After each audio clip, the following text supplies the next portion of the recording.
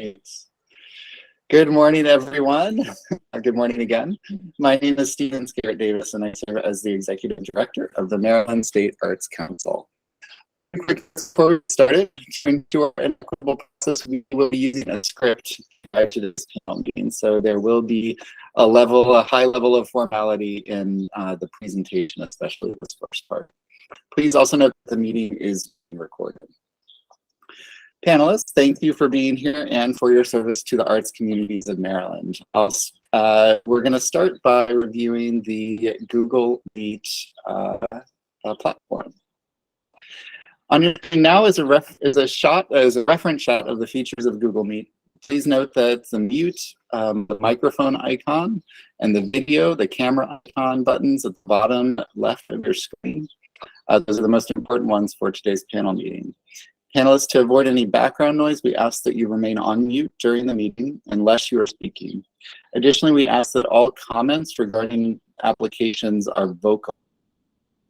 Please refrain from using the chat for any comments, and just generally, please refrain from using the chat. Before we get started, are there any questions about Google Meet, this platform? We've tested everybody's microphones, so we know that those are working. Excellent. I'm going to start us off by introducing the MSAC team members and our roles during today's meeting. I've already introduced myself. My role beyond this introduction is monitoring today's meeting. Also monitoring the process is Maryland State Arts Counselor Chris Sloan. Good morning, Chris. Emily Sollenberger, Program Director for Art Services, is serving as the Staff Discipline Expert for Multidiscipline B in the Grants for Organizations program. She has reviewed the current applications, or the applications under review today. Kathy Teixeira, Grants Director, will be serving as the panel facilitator and averaging panel scores, or averaging the final scores. Cami Opal, Grants Management Associate, will be our timekeeper and will provide technical support throughout today's meeting. And Laura Weiss, Program Director for Art Services, will also be assisting throughout the meeting today. Panelists, I'm going to ask you now to please introduce yourself by name and art form. Emily Sollenberger will say your name for your introduction. Please unmute yourself before speaking. Emily? Thanks, Stephen. Good morning, everybody, again. I'm going to just go in alpha order here. So, Album, if you want to start us off.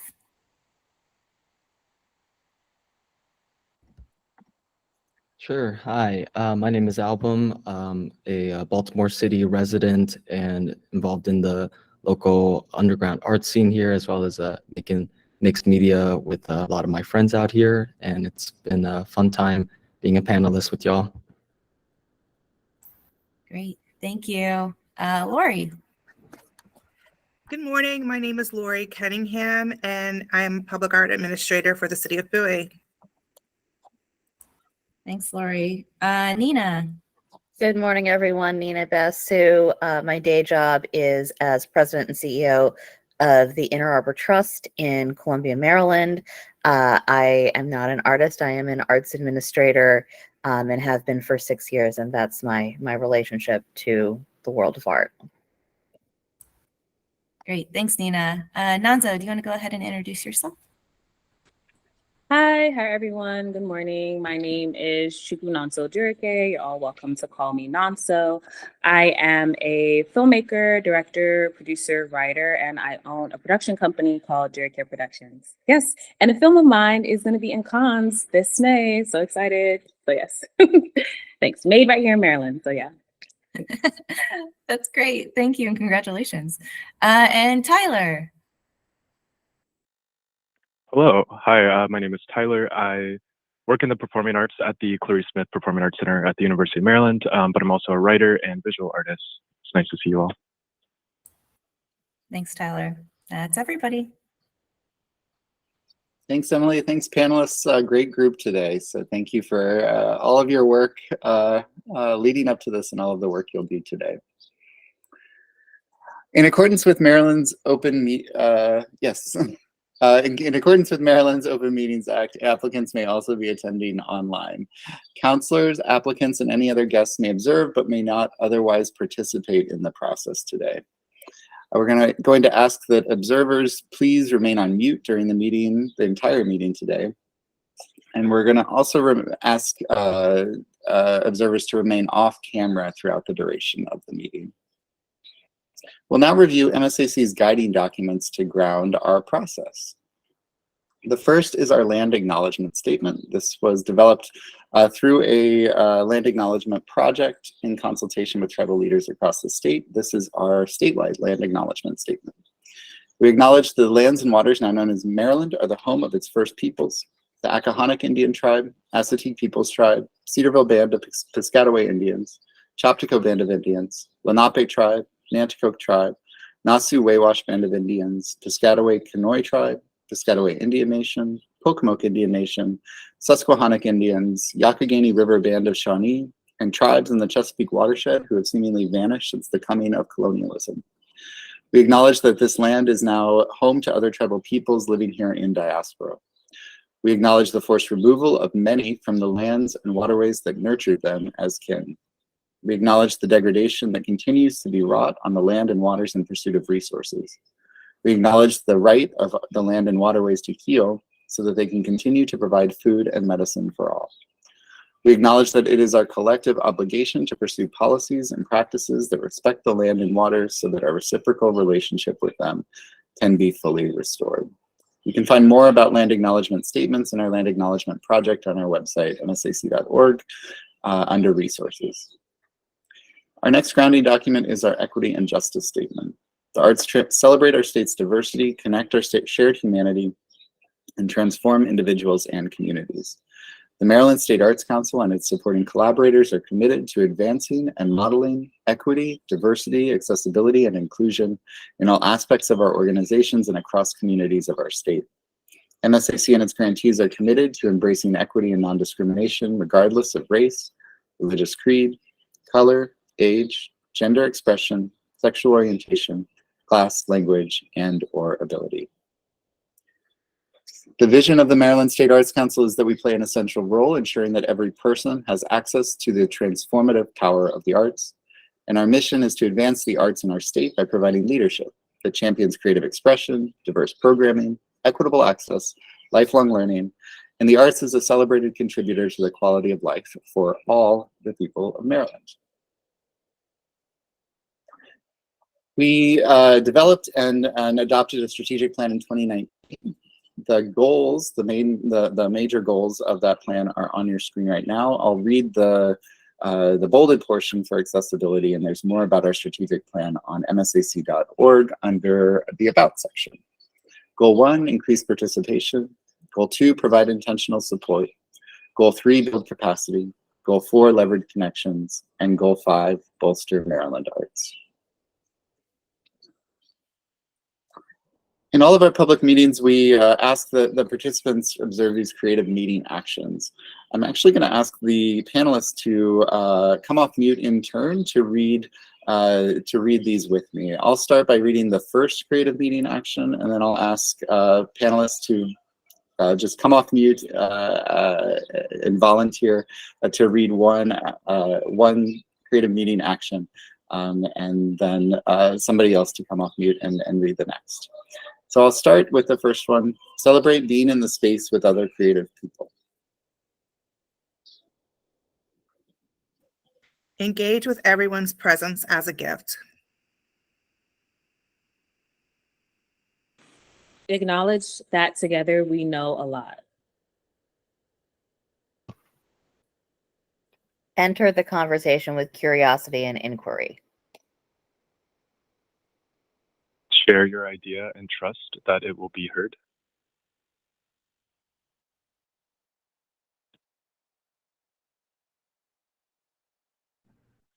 Use I statements.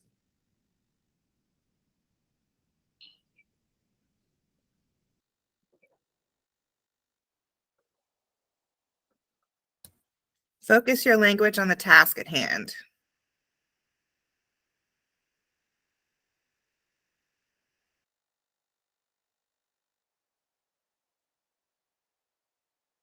Hold one another accountable with care. apply yes and I hear your idea and I'm going to add to it.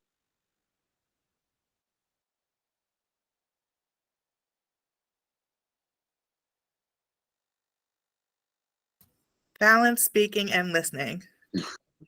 Thank you, Lori. Thanks, everyone. And these are really reminders, guardrails on our conversation as we move forward, and suggestions for how to be in the space together.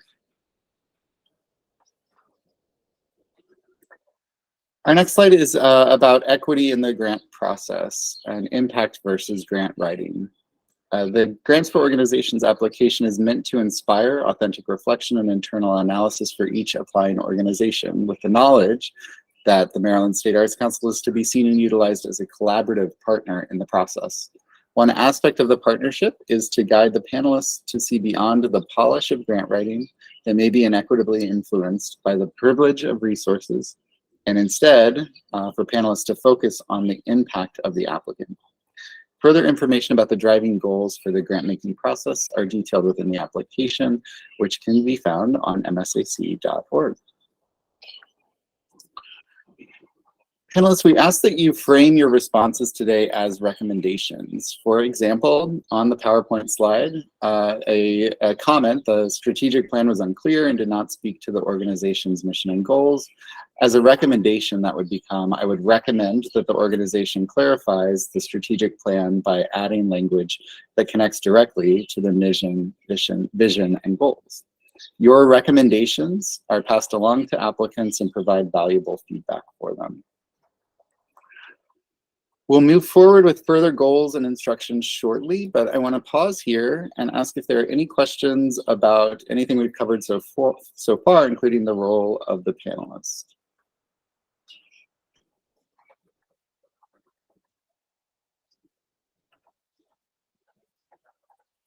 All right, seeing thumbs up, some head nods. We will go ahead and move forward. I'm going to hand it over now to Kathy Teixeira to lead us through the next part of the introduction. Take it away, Kathy. Thanks, Stephen. So the goal of today is to arrive at an average panel score for each of the 13 applications in the multidiscipline B group. Please note for those observing that this panel meeting is not the full panel review process. Comprehensive application reviews and initial scores have been submitted by the panelists prior to today's meeting. Today is an opportunity for the panel to hear additional information gathered from panelists who conducted in-depth conversations and artistic activity visits. Panelists will be able to add to or edit their initial reviews and submit final scores based on discussions held today. The final average score determined today will be included in the funding formula used to determine grant amount recommendations. Also, a reminder to panelists that this is not a comparative process. Each application is to be evaluated individually based on the rubric provided. Any comparison content between applications should not influence your score. On the screen, you'll see a breakdown of the time allotment for each application's review.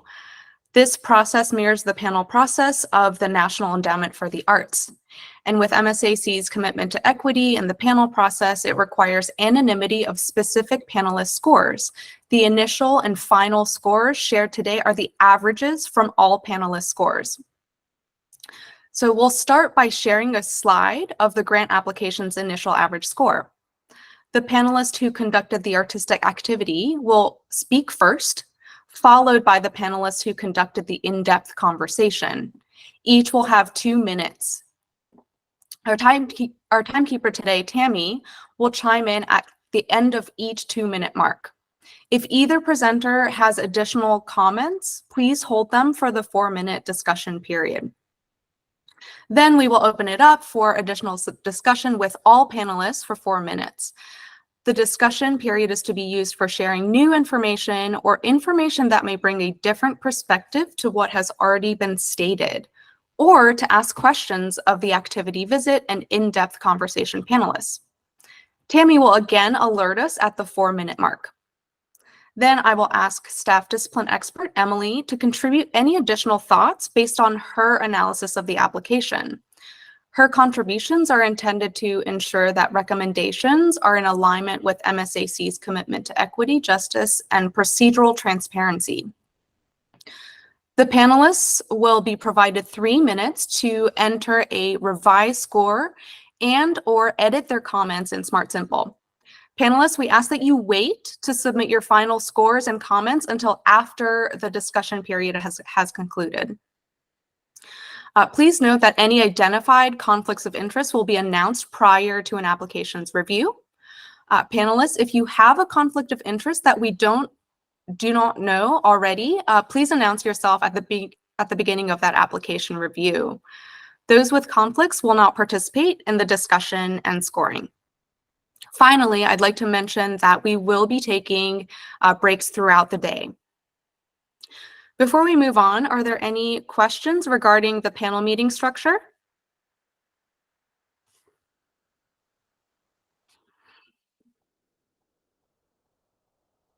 All right.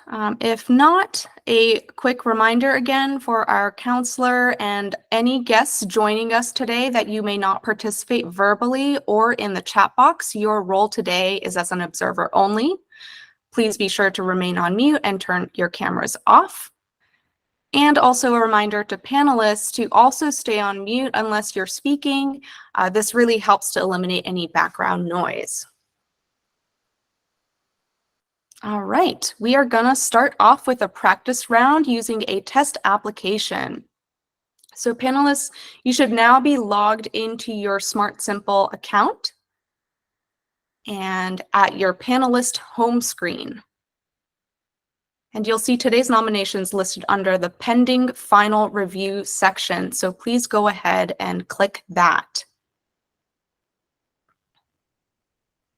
Once you've clicked that, click on the organization header at the top of the screen to sort by organization name so that it's in alphabetical order. This is the order we will go in today. And just as a little note, the small arrow to the right of the organization header should be pointing up. The first application that appears is a test application. The organization name is One Maryland State Arts Council. Following that, the next application you should see on your list is Baltimore Festival of the Arts. And just as you did at home, you'll click on the open on the right-hand side of each application as we review it to access the scoring rubric and application. So the application is going to appear as a pop-up when you click on that application summary button. So I'll give you a moment to make sure your list is sorted correctly and alphabetically. And please let me know if you need any help with that.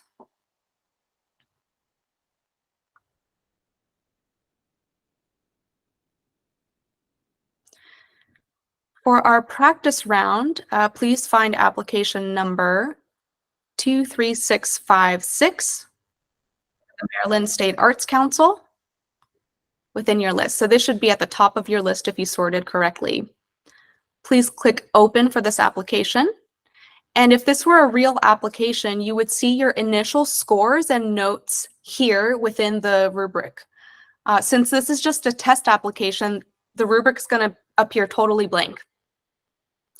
Okay, so we're going to walk through what the process would look like if this were a real review, and you'll hear the script that we're going to be using for all of the reviews today.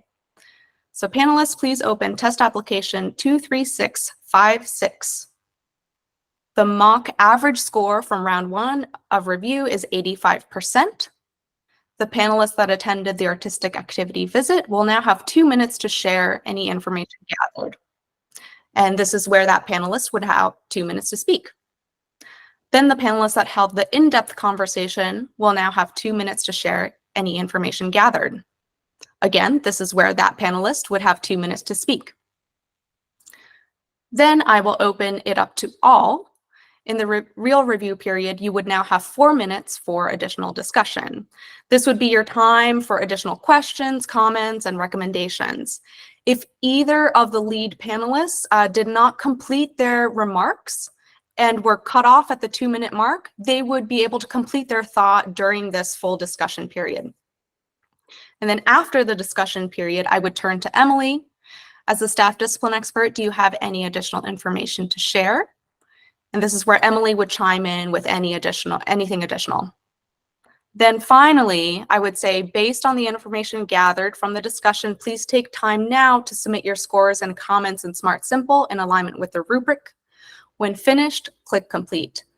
So we'll take 3 minutes to do so now. So panelists, if you could actually enter in scores for this test application, so we have an opportunity to run through it and make sure everything's working correctly. So select any score from that dropdown, and no need to enter any notes at this time. And as a reminder, if this were a real review, you would be seeing your original comments, the scores and comments you had entered during your at-home review, and you would be able to update those. So please make a selection, and once you've made a selection, a score for each question, click complete at the bottom of the screen. So we'll give you a moment to do that now.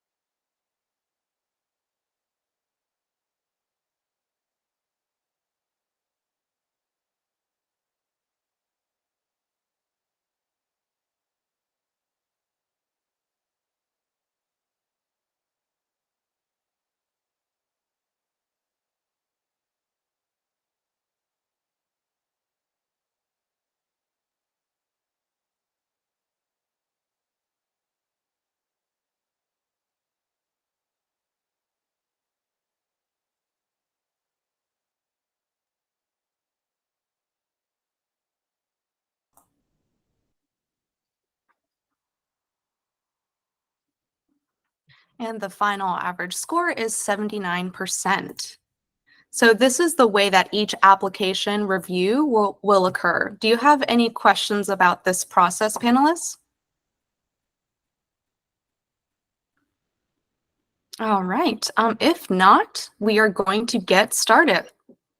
So panelists, please navigate back to your pending final review section and ensure that your list is sorted alphabetically by clicking on the organization header. First up, we have, please open application from Baltimore Festival of the Arts. The application ID number is 2024-18656. The initial average score is 88%. The panelists that conducted the artistic activity visit, Album, will now have 2 minutes to share any information gathered.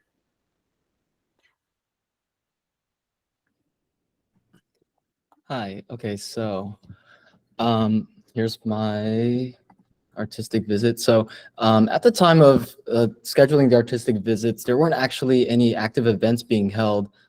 So the Baltimore Festival of Arts offered to host me at their downtown office with BOPA and show me some promotional video of upcoming events and discuss plans as they recover from pandemic-related setbacks.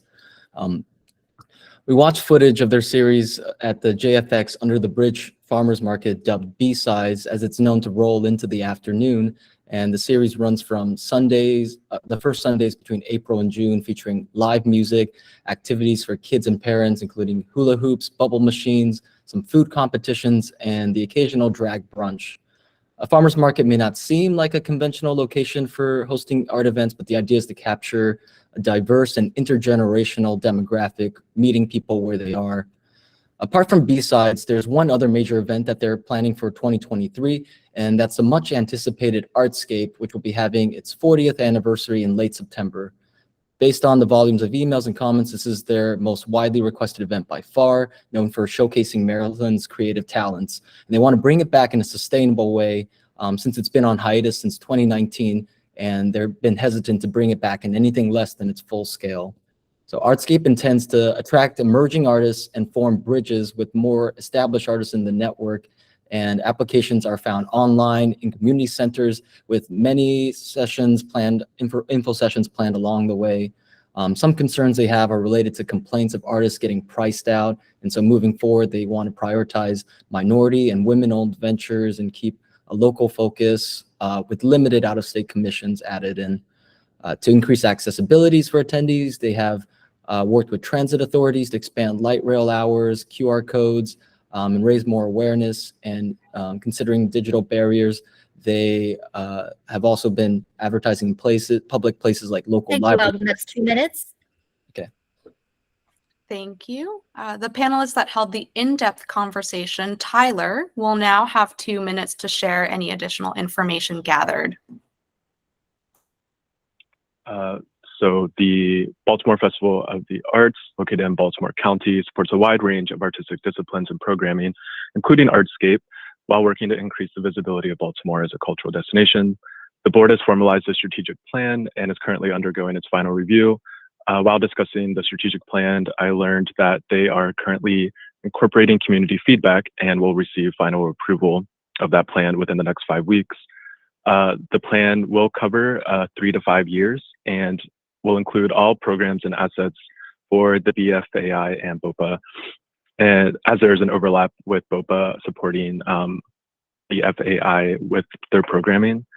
And we talked about community feedback and as well as increasing representation in the staff and board. In regards to staff, the organization has formed a culture collective group. This interdepartmental group of staff are actively discussing hiring and recruitment practices and are focused on establishing more transparency and accountability across staff within BFAI and with external partners. And in regards to hiring practices, the organization is making sure that all aspects, including the creation of job descriptions, are viewed through a diversity, equity, and inclusion lens. An example of this is hiring, instituting blind screening practices during hiring, which includes reviewing applicant qualifications only at the first stage and not reviewing things like education as a way to eliminate bias and create more equitable hiring practices. There's also a cross-departmental effort to provide clarity, and this goes into the events team, which we talked about. And I learned that the events team includes 3 full-time staff employees who work collaboratively on operations and programming. And then in regards to community feedback and getting constituent feedback, I learned that they conduct surveys, and a survey was a part of the strategic plan process. And this was geared towards audiences and artists. And examples of feedback. Yep. Thank you. Panelists, you now have 4 minutes for additional discussion. Tyler or Album, if you wanted to complete your thoughts there, please feel free to do so now. Yeah, so I just had one more paragraph, and it's that, you know, this year they're focusing on the B-Sides and Artscape, but next year they hope to bring back Book Festival as well as Light City. All these events are free for the public to access, and hopes to integrate art into the existing layers of city life and make city life so much more enriching for the Baltimore population. If I could add just the last bit, I was talking about community feedback. One thing they mentioned was their Lunch and Learns program, which invites many different constituent groups to a lunch, essentially to learn about the vision of their organization and specifically Artscape, and also provide opportunities for the constituents to be involved in the planning process. In addition to the Lunch and Learns, they also collect feedback through formal surveys and talking to participants on site during real-time events.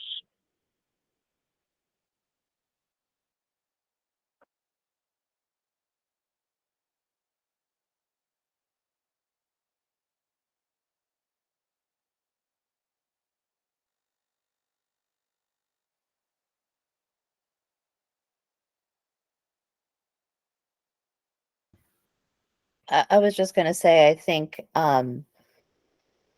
the in-depth has clarified for me one of the concerns I had, which is the formalization of the process of constituent feedback, which I don't feel was, I would recommend that the organization state that a little bit more clearly in the application. I did just want to ask the question if Tyler could comment on the strategic planning process, because there was some amount of confusion, I thought, in the application. Is that a process that is that plan in process now with a date for publication? Yeah, so at the time of our conversation, they mentioned that the plan was at its final stage of being reviewed and receiving approval, and that this final stage is really about incorporating community feedback specifically and making sure that shows up in the plan.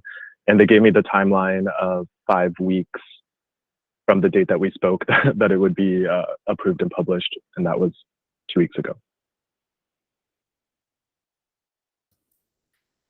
I did have one question, and my apologies if I missed this, but in my notes, I acknowledged that the organization recognized that the staff and board were not entirely reflective of the growing Asian and Hispanic communities. Did they address that at all in your discussion of what their plan was?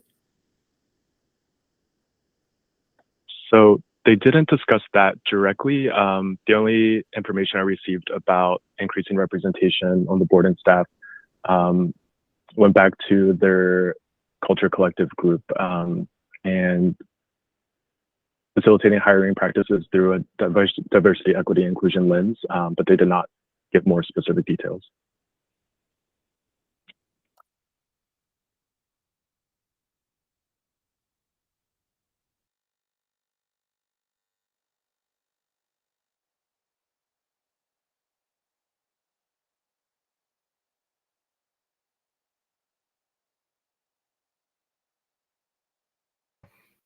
If there's time for one more comment, I would just recommend, especially for those of us who maybe aren't in Baltimore, there was a lot of discussion of Baltimore Festival of the Arts versus BOPA. I found that somewhat confusing in the application, so I would just recommend additional clarity in future applications. Thank you, panelists. That's time. Thank you. Emily, as a staff discipline expert, do you have any additional information to share?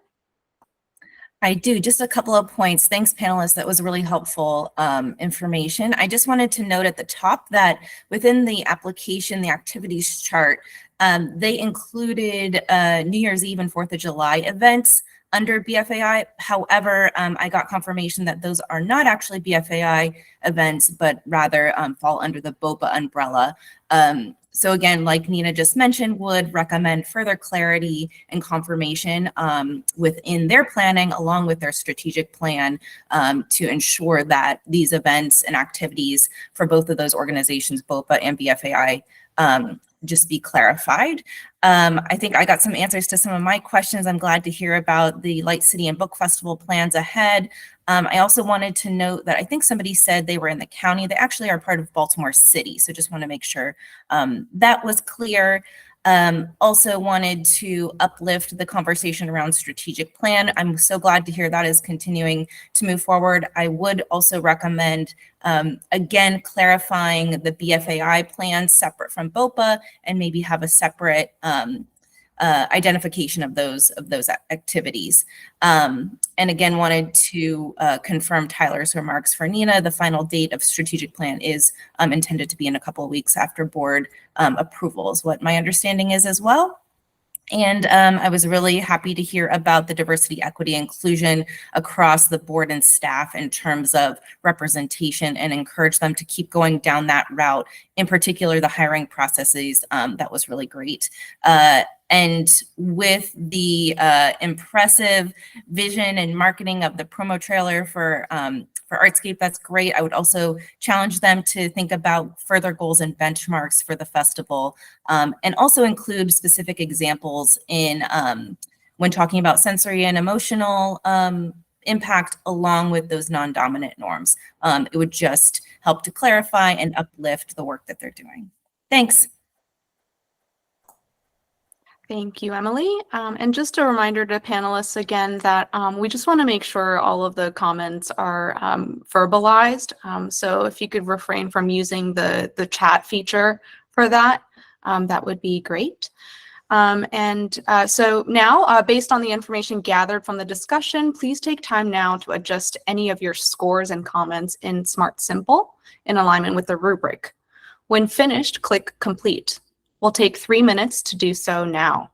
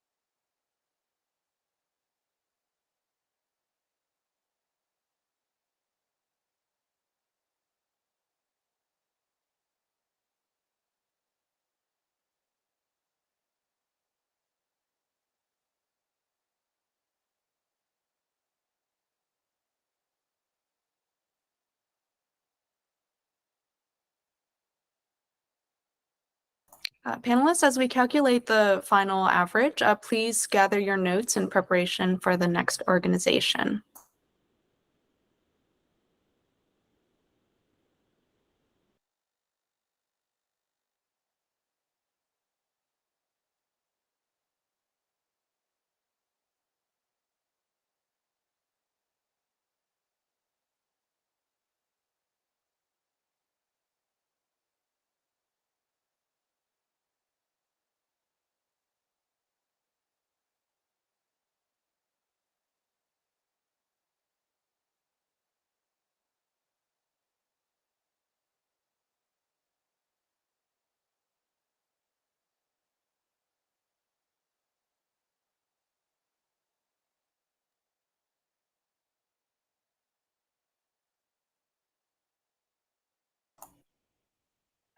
And the average final score is 87%. Next up, we have application from the City of Gaithersburg, application ID 2024-18015. The average initial score is 94%. The panelist that conducted the artistic activity visit, Nina, will now have 2 minutes to share any information gathered. Thank you. I attended a gallery tour for City of Gaithersburg, specifically touring their Arts Barn facility. While my tour was focused on the gallery, I did have an excellent discussion with a variety of the arts offerings by the City of Gaithersburg. Specifically, we discussed the overall focus on their artistic programming, both throughout the community, in the Arts Barn, in the mansion, and other facilities. I wanted to provide some insight based on that conversation about what I learned specifically with the gallery tour. I know that the gallery illustrates a strong focus on both quality and also on uplifting regional artists. The organization has a catchment area that they believe is the entire DMV region, and the gallery is located in Gaithersburg, but it does show that larger focus and not just Gaithersburg artists. It also is looking to pull from a larger catchment area for audience than just Gaithersburg. We also talked about the performances in the Art Barn Theater space. It's a cool little space that is used for a number of different things. It houses a large number of performances. They're really great at switching things out. These are ticketed events, and they run from, children's program, family, holiday, the whole gamut. Did want to speak a little bit about some of the arts that I wasn't able to see, but that I found very compelling. Their festivals in particular. The organization discusses 3 festivals and the focus in making sure that that artistic diversity shows the actual diversity of Gaithersburg in the festival programming. For example, they have a festival now next month, and that focus is to make sure that the cultural arts from all folks in Gaithersburg are shown. They talked about how their St. Patrick's Day parade has become more diverse and more focused on the entire community over time. Speaking to their public art contests, we had a great discussion on how they focus on both quality and meaningful relationships and doing the hard work, which they talked about several times, to have those real relationships with communities of color, to obtain that diverse, representative, and high quality submissions. That was continuous Nina. That's 2 throughout minutes. their focus. Thanks. Thank you. The panelists that held the in-depth conversation, Nonso, will now have 2 minutes to share any information gathered. Okay, thank you. Even though I had the in-depth conversation, I was highly encouraged to come in person, so my in-depth conversation was in person.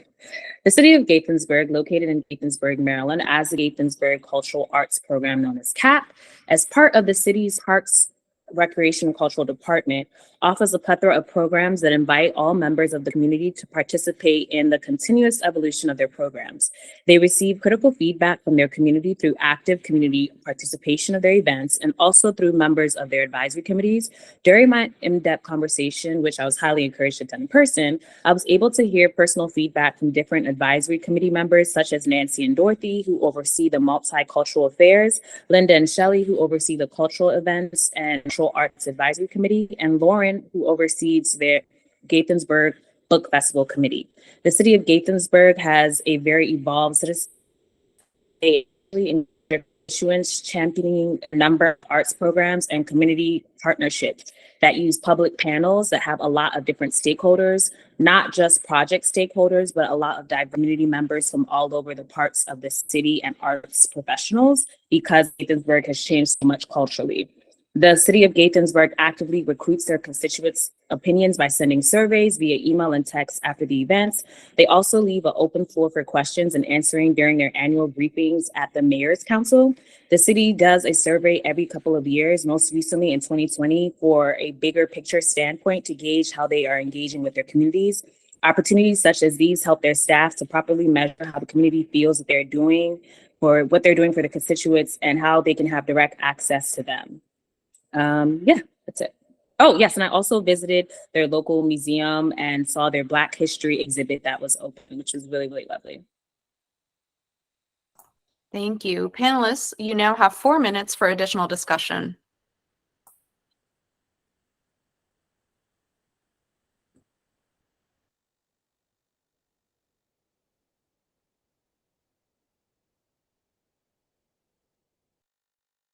I would just add thank you to both Nina and Nonso, and this answered my question specifically about collecting feedback, and it was really specific. And I like this listening surveys, opening the floor for questions at a mayor's meeting, it sounds like, but also the bigger picture engagement surveys. So I appreciate the specifics around that.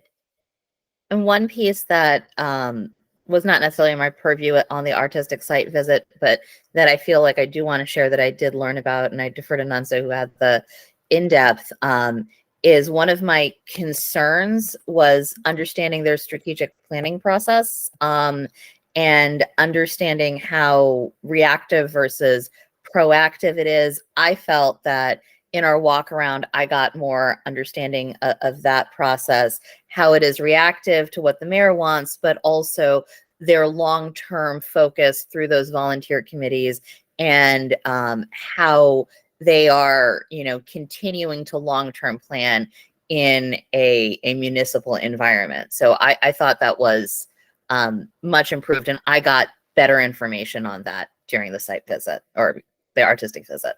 Yes. Absolutely. I totally agree with you, Nina. And they seem to be very committed to making sure that the people that participate in their committees and the everyday people that they reach out to get feedback from, it looks very diverse, at like how Gaithersburg has been growing. And I don't want to take anyone else's time, but one thing that and not comparing to anybody else, but just from my own career, understanding how hard this is, was the candid discussion of the hard work of forming those relationships and building trust and building relationships. And sometimes it doesn't work, and sometimes you have to try different things. I was very impressed at the depth of understanding and the depth of conversation with specifics on how those relationships are, even as much as taking programs to soccer fields, taking programs to rec centers to better engage with people where they are, which just from, again, not comparing, but from my own experience, that's hard work. It's not just, we support DEI. It's really hard work. And I was very impressed by a meaningful discussion of that hard work.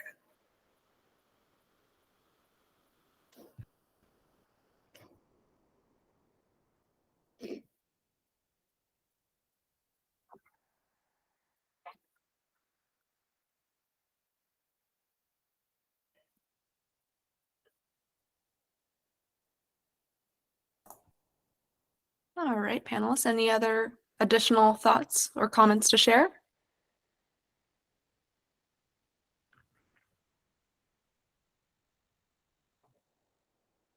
If not, Emily, as a staff discipline expert, do you have any additional information to share?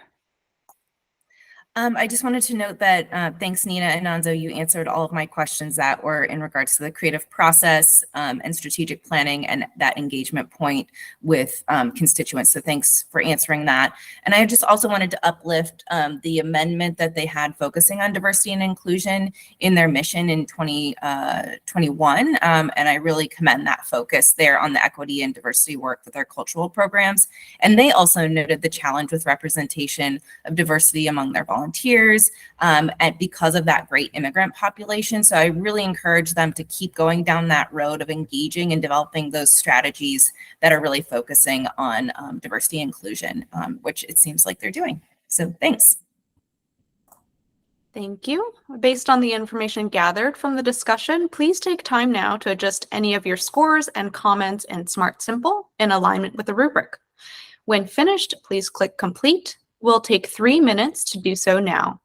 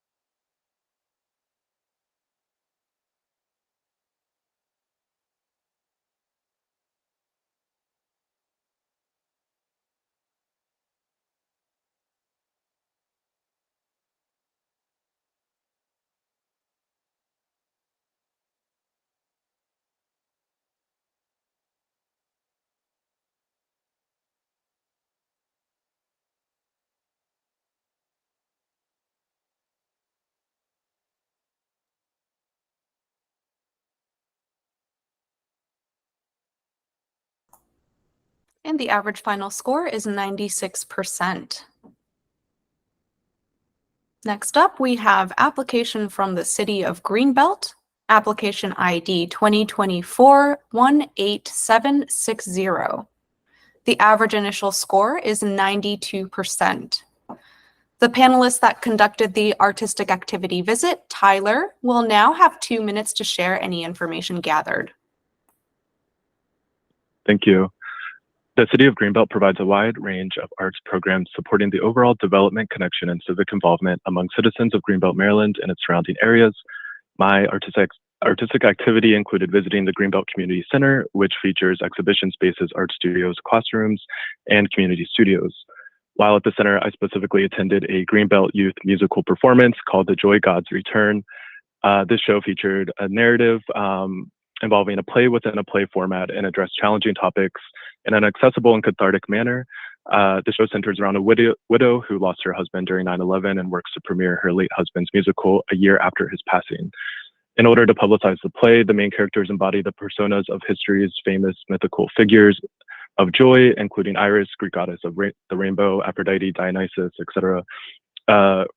This catches the attention of a pessimistic news anchor who learns throughout the course of the play the importance of joy, compassion, and understanding.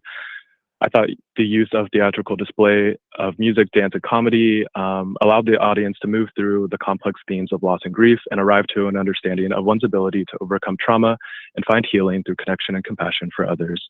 I thought this musical was not only a significant indicator of how the artistic programs of the City of Greenbelt can have an ability to foster opportunities for discovery and growth and connection for audience members, but also really highlighted the importance and impact that this work has on the many youth participants who performed and worked on the show. It was clear to me that the young actors and stage assistants were moved by the work just as much as the audience. I found that the organization's application submissions surrounding mission values and creative process were in alignment with my experience. And it's absolutely clear to me that the artistic work of the City of Greenbelt is committed to developing and amplifying the artistic opportunities for the city and surrounding communities. Thank you. The panelists that held the in-depth conversation, Lori, will now have 2 minutes to share any information gathered. Thank you. I conducted an in-depth interview with Nicole DeWalt from the City of Greenbelt Arts Program. The city has a host of arts-related activities for the community on their campus that includes a library, community center, art studios, a swing space stage, as well as an historical theater. Greenbelt offers a free after-school arts program for 30 students from the local elementary school and a summer theater camp that performs inside the local theater as well as outside on the campus. The local theater provides a backdrop for current and classic movie screenings. There is an opportunity for Greenbelt to be more intentional about bringing more culturally diverse films to the program. They maintain a catalog of more than 1,000 classic, well-known, and obscure films.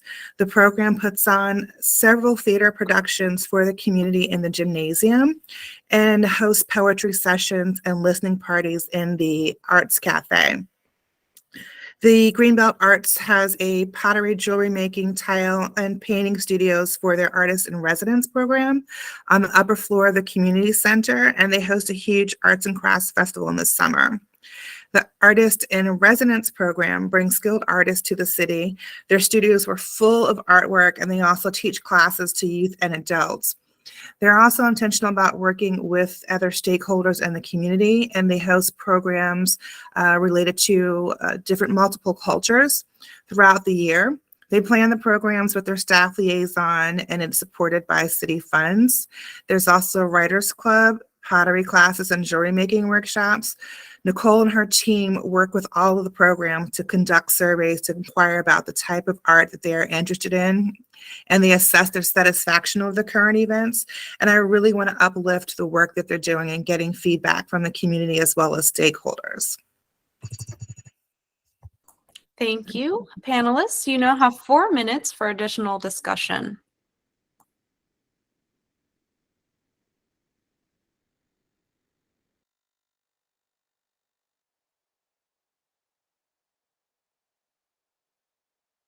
I just wanted to ask, they talk a little bit about their staffing challenges in their application, and they talk about the changes. Was there any other discussion of challenges and how those are being addressed in the in-depth?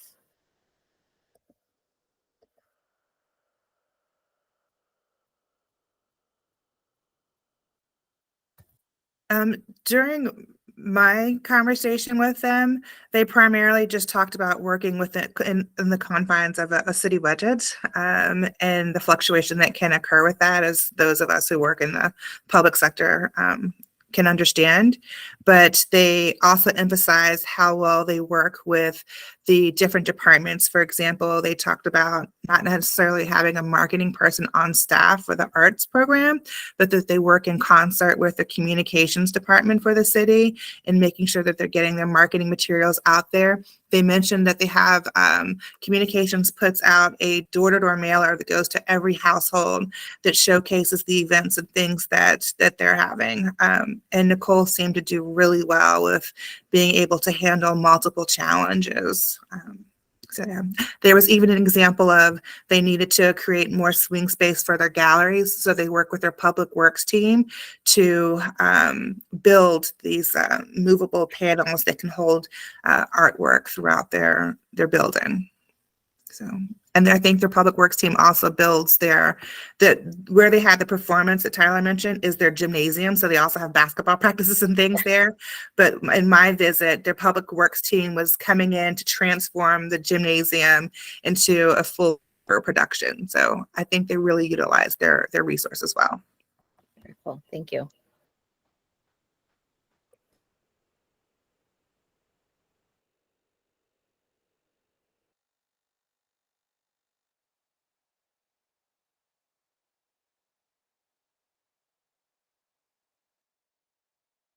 I can add a little bit more about my visit. I just wanted to uplift how accessible the community center was. It was my first time there, and I didn't have much guidance beforehand, but just arriving and then finding spaces. Like I found the gallery space on my own. It was incredibly accessible and very clear and detailed. And also making my way through the studios, it was just a really lovely experience. And all this happened before, like as I was waiting for the show to start. And so there was really a lot of things to experience. And also the building is just outfitted with a lot of great public art as well. And so they really make use of the space, which I appreciated. Just to kind of piggyback on what you just said, my son used to play basketball there about 10 years ago. So I frequented the gymnasium and had gone to use the restrooms. And I don't know how long Nicole's been there, but when you walk in, you absolutely see the presence of art in the building. And I don't remember noticing that on my previous visits to the gymnasium. So I really want to celebrate what they're doing and adding to arts in the community.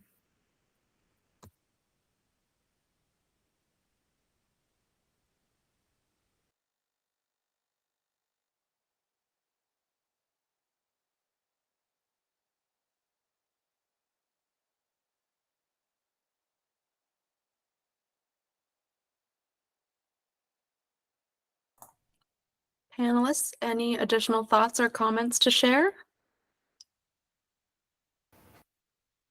And that's time. All right, thank you. Emily, as a staff discipline expert, do you have any additional information to share? Just a couple of points. I just wanted to uplift the culture of kindness and respect statement that they developed during the pandemic to really reinforce those values and commitment to community. And I think we heard that during the panel discussion, along with that commitment to diversity and equity within their communities and extended outreach. I also had questions about the feedback loop and how they are taking that feedback into consideration. So I think you answered all of those questions. I also wanted to note that there was a question about the staffing, and there was a note about their commitment to higher wages and salaries, and they were able to increase capacity by adding one full-time staff person of recent. So applaud them for that and to just continue their efforts. Thanks, everybody. Thank you. Based on the information gathered from the discussion, please take time now to adjust any of your scores and comments in Smart Simple in alignment with the rubric. When finished, click Complete. We'll take 3 minutes to do so now.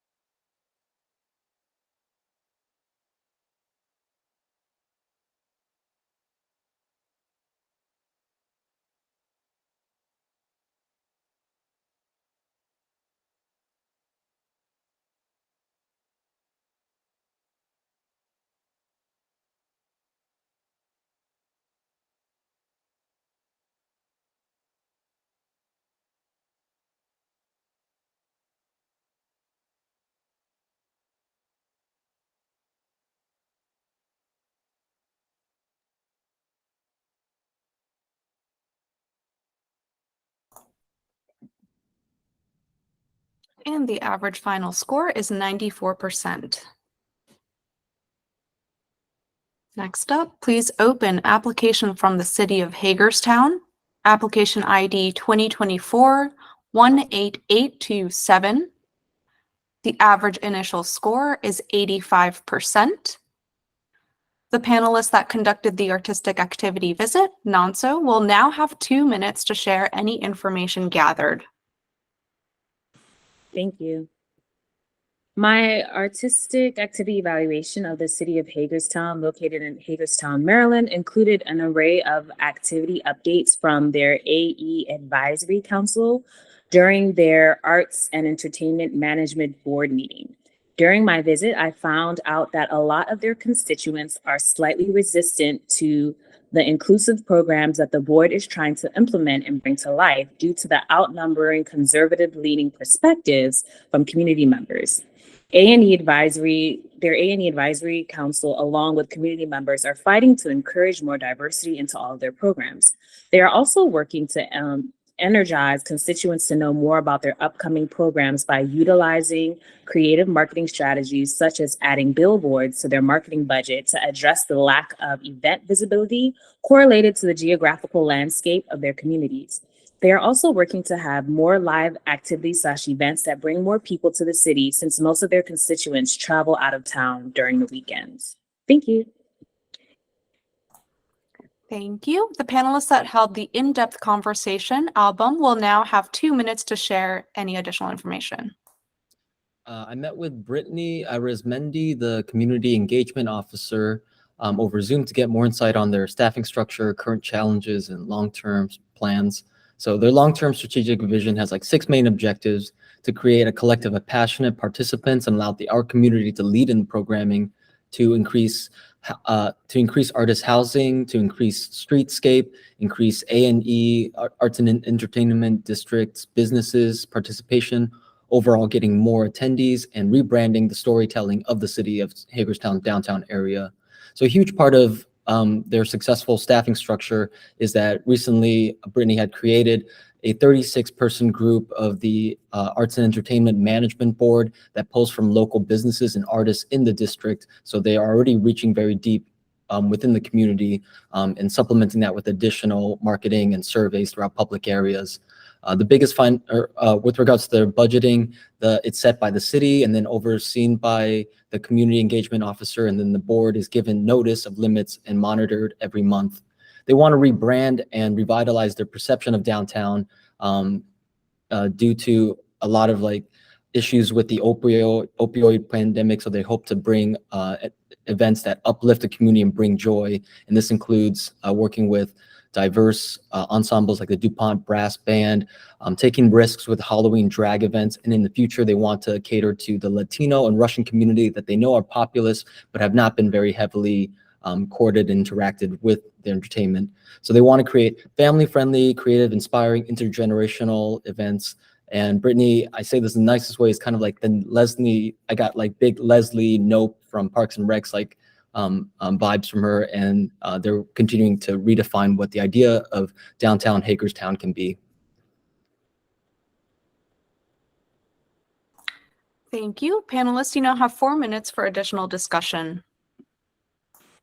Yeah, I actually wanted to add to what Album said. Definitely got a Leslie Note vibes from her, but also definitely she said that she just recently created the A&E Advisory Committee, and before, they didn't have that type of representation. So she actively worked on recruiting people who have always either lived there or moved there recently. Some people are retired, people that have more time, former professional artists, but she said she wanted to work with business owners who understood the city culturally and from an artistic perspective. So she said, that's really been working. And I got to sit on their actual board meeting where they're going over different committee initiatives that they're working on. So they're actively working on energizing the constituents and working on different types of marketing. Because Hagerstown is so big, their landscape is a challenge for them. So they're trying to incorporate billboards. So if people are traveling out of town, maybe on your way out, you see a billboard that is advertising what they have going on if you're not connected with them on social media.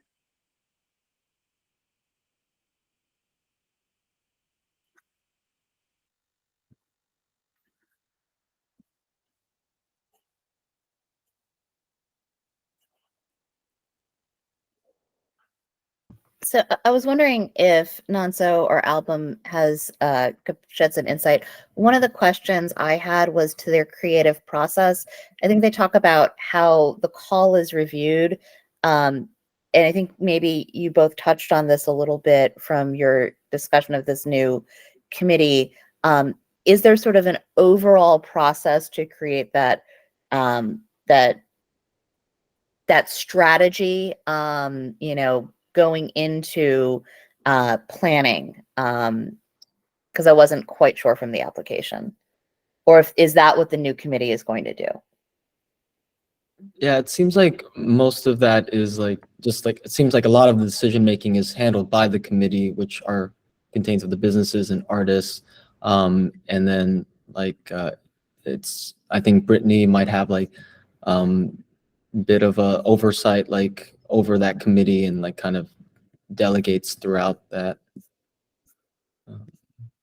Yes, I can actually add more on that. So the committee is broken up. They have different committees such as the entertainment group, marketing and branding group, professional development and grant committee, and public art and design group. And those groups, they separate and they give reports, but Brittany, she has the final, kind of like the final collective say on what's going to be done. But they do reach out to constituents to get feedback. And they actually, one of their challenges is the type of feedback that they are receiving is quite challenging for the type of programs that they are trying to create. They said they've received a lot of negative feedback from constituents. Mhm. Yeah. Yeah, to add to that, like there's like a lot of surveying done in the process and a lot of advertising from email distribution, billboards, posters. And to add to what you're saying about like some of the backlash, like the Halloween drag event was controversial, but Very. it turned out that it had like one of the best attendances out of all of like the events that they've had. And that was like said by one of the police officers that was like on hand there. If I could just ask, is what I'm hearing that there is a process and going through maybe some growing pains as they identify their previously unknown constituents and trying to embrace those non-dominant norms as they move forward organizationally? Yes. Yes. Yes. Yeah, they want to work to be very inclusive and also to offer events that help people feel safe, because there is like apparently a negative perception there. Oh, look, and speak of the devil, it looks like Brittany has just joined the chat. Thank you, panelists. That's 4 minutes. All right, thank you. Emily, as a staff discipline expert, do you have any additional information to share? Just a couple of points. I know you all answered most of my questions as well. I would just encourage the city of Hagerstown to really think about their constituent base, which it sounds like they're doing. And I know there's a lot of focus on downtown and that A&E district and the businesses, but really consider the full city and surrounding area that they're serving as a whole when they're making those decisions and thinking about those benchmarks and recruitment efforts and all those things to engage the full community. And they can do that by just clarifying some things in the application moving forward. So thinking about those intentional partnerships and marketing to specific groups, how does that show up in your planning? In particular, that activities chart where it's asking about reaching beyond the constituents that are not yet being served in your community. So kind of focusing and honing in on that would be my recommendation.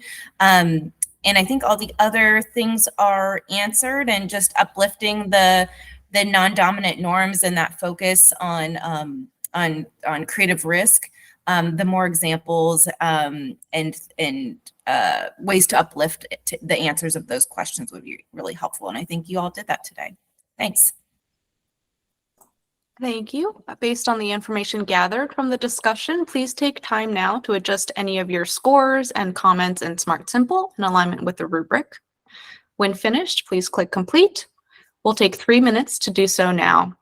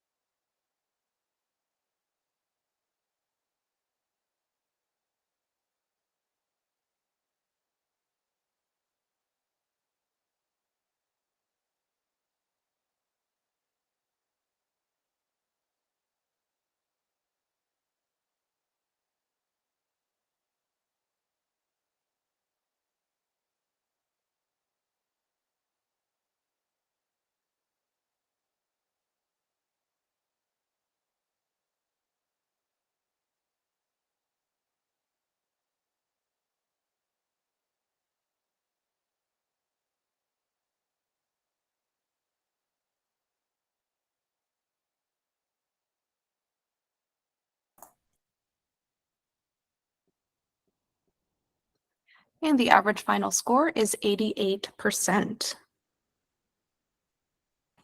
All right, so we are at break time. We're a bit ahead of schedule, which is great, but we'll take a 15-minute break. So that'll be 10:36. So let's take a 15-minute break. We'll see you back here at 10:36. Thank you.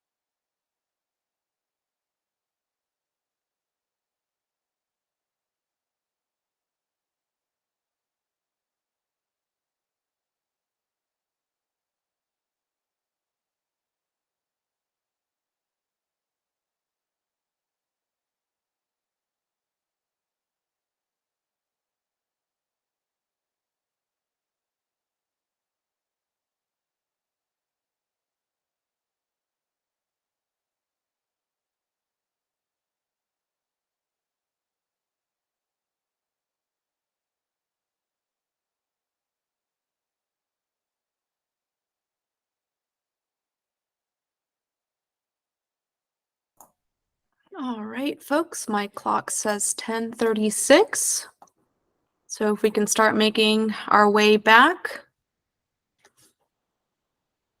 Panelists, if you could just turn your video on so I know you're back, that would be great.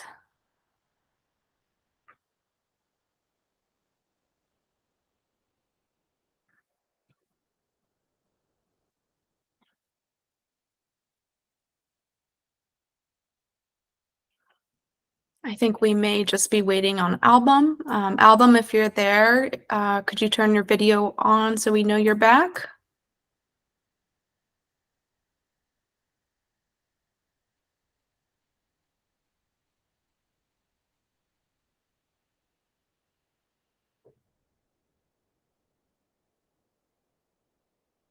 All right, we've got the full team. So let's proceed with our next application. Please open application from the City of Rockville, application ID 2024-18731. The average initial score is 73%. The panelists that conducted the artistic activity visit Album will now have 2 minutes to share any information gathered. Thank you. I was invited to a concert at the F. Scott Fitzgerald Theater in the Rockville Civic Park to attend Zarzuela and Pasodobles performed by the Rockville Concert Band. The music they played spanned over 2 centuries, with 2 songs from the selection coming from contemporary Spanish composers and making their U.S. debut on this program. It's hard to put into words the delight that kind of shone through the pieces. It was shimmery, it was rousing, the way the different types of instruments swirled together in excitement. During the show, between songs, the music director would sprinkle in fun facts and tell us how these songs are traditionally meant to be enjoyed outdoors with lots of drinking. So it was actually a perfect event to take place on St. Patrick's Day weekend. The attendance was quite superb, with probably 200 some people, not counting the 50-person ensemble that was on the stage. Heads and legs were bopping to the music, and I saw people of all ethnicities and ages. Some of the kids were immersed in the songs, while others were playing games or exploring the open space of the theater. Although donations were accepted, the event itself was free and open to the public thanks to partnerships they have made. So this is likely responsible for the diverse audience I saw, and it's kind of uplifting to see so many people able to enjoy live classical music from around the world with as many loved ones as they care to bring. All right, thank you. The panelists that held the in-depth conversation, Lori, will now have 2 minutes to share any information gathered. I conducted an in-depth interview for the City of Rockville via Zoom. The City of Rockville offers programs in partnership with local organizations. Betty Wisda, the Arts Program Supervisor, serves as a staff liaison to the Rockville Cultural Arts Commission. The commission is an 11-member board made up of residents appointed by the City Council. They're responsible for recommending public art installations to the mayor and council. The commission also seems heavily involved in programming with partner organizations and bringing arts and culture to Rockville. The commission, however, is not diverse, but they have the city has a DEI coordinator who should review appointed positions. The city is bringing on a new arts management position, art, culture, and history coordinator, but there does not appear to be any direct involvement or project coordination with Betty as the art program supervisor. It did seem like it would be helpful to have more synergy with the new position. Betty also indicated that she was willing to update her organizational chart to better show the flow of the relationship and the reporting structure. There is an opportunity for them to engage with the community with more intentionality about receiving feedback about event satisfaction. When I followed up on this question, Betty's response to how they assess satisfaction was that people are smiling and coming back to events. There's also an opportunity to ensure that program uplifts the more non-dominant norms. All right, thank you, panelists. You now have 4 minutes for additional discussion.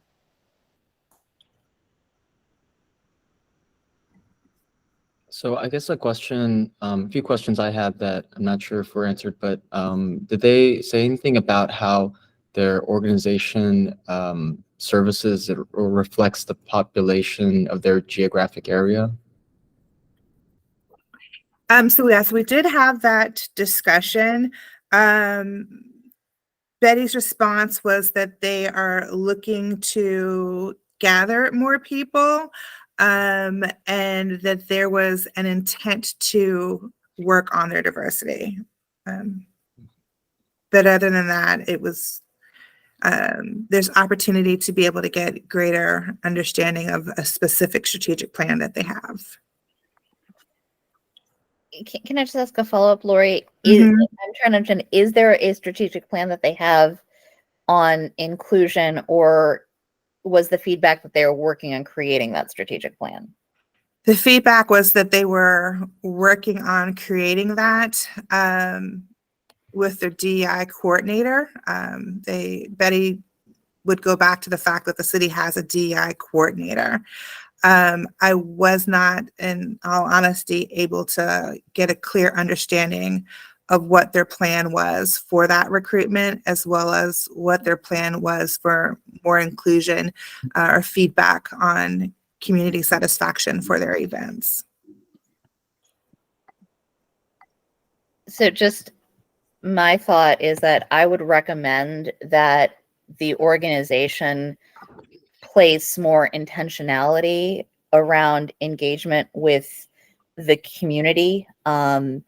And it's great to have a DEI coordinator, but what I found missing from the application was a discussion on how the rubber meets the road and the actual steps that are taken to engage what is an extremely diverse population, because I'm aware Rockville is a very diverse community. And that seems like a very much an opportunity for growth. Yeah, I would agree. My apologies, go ahead.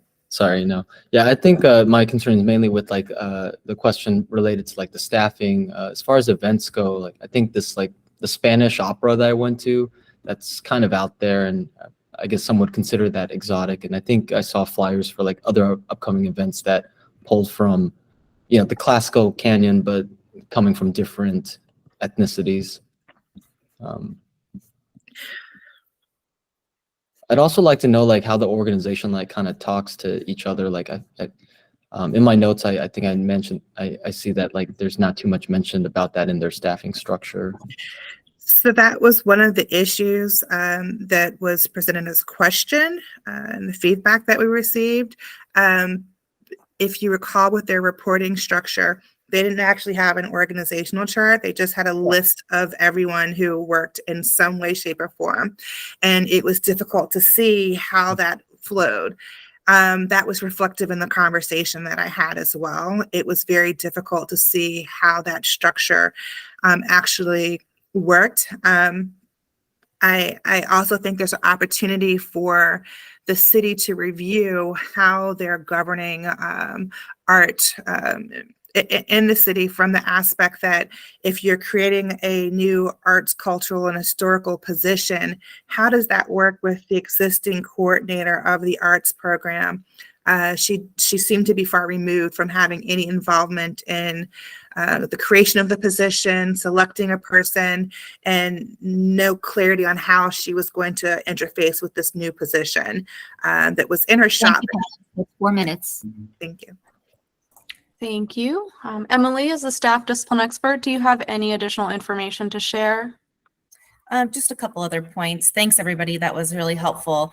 Overall, I just want to challenge this organization, the City of Rockville, to really dig into this application a little bit more and really think about the questions. This application is meant for reflection. So I'd really encourage them to look at each question individually. A lot of them were not answered in full, or as the panel has mentioned, not very clear in the answers. So just by addressing the questions directly, I think will help bring clarity here. I also recommend that the city really further look into that structure of the staff and committees and councils involved and really clarify how the team works together, as was already mentioned. And also includes how program decisions are made and the creative process overall. So really thinking about the processes and procedures of how things are working and how this team also connects with community for that continual feedback loop, evaluation, and how you take that information to make those programming decisions. I also want to uplift the comments around the DEI coordinator. I hope that they can continue to work with that person to help identify ways that the city can reflect the city's demographics as a whole, and really consider strategies to address how they could be more reflective of community, and really have intention behind that. And again, throughout section C and D of the application, really clarify those answers. Again, I encourage them to reflect on those a little bit more and provide examples along the way. I think that will help bring light to some of those answers. And like Alba mentioned, the work is being done. You had a great experience. So really focusing on some of those great things in connection to the answers of these questions would be helpful. Thanks. All right, thank you. Based on the information gathered from the discussion, please take time now to adjust any of your scores and comments in Smart Simple in alignment with the rubric. When finished, click Complete. We'll take 3 minutes to do so now.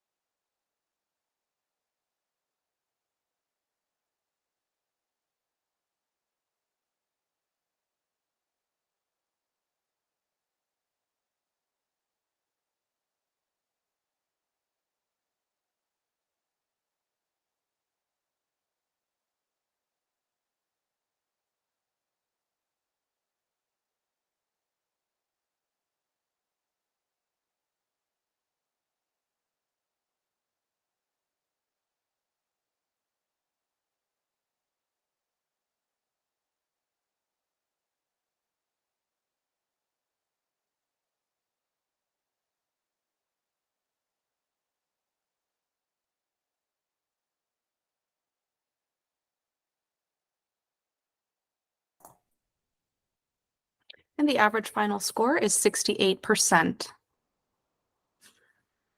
Next up, please open application from the City of Tacoma Park, application ID 2024-18874. The average initial score is 78%. The panelists that conducted the artistic activity visit, Lori, will now have 2 minutes to share any information gathered. I reviewed the grant application and conducted an artistic visit for the City of Tacoma. During my artistic visit to the Tacoma Community Center, I primarily focused on the exhibition One Day My Soul Opened Up, African American Women and the Black Sacred Cosmos. Brendan Smith is the part-time Arts and Humanities Coordinator for the city. His position reports to the city council, and he has a committee of volunteers who sometimes assist him with organizing the galleries.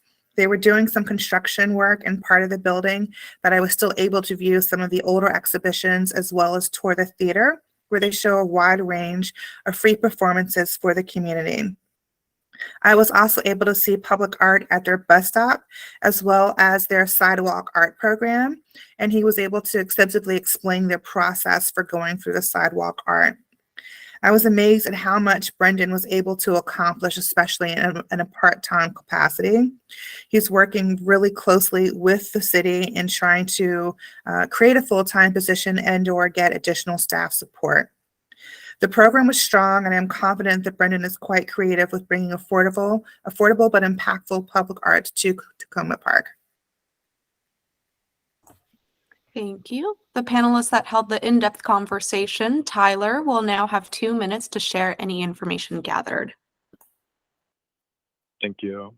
So the City of Tacoma Park, located in Montgomery County, offers programs that are accessible to all members of the community and supports the amplification of the rich cultural and artistic expressions of local residents and surrounding communities. I also met with Brendan Smith, coordinator with the City of Tacoma Park, and we discussed evaluation and feedback tools, and I learned that the organization gathers information primarily through social media platforms and through their website. In the future, they are looking to move towards collecting feedback via formal surveys. Brendan also noted that the Arts and Humanities Committee, which includes volunteers and local residents, also work to provide feedback as they are direct links to city residents and constituents. The City of Tacoma Park currently has a cultural plan, which began in 2018 and established the priorities for programming and goals. The pandemic did create challenges for fully implementing this plan as the community center was closed early on in the pandemic.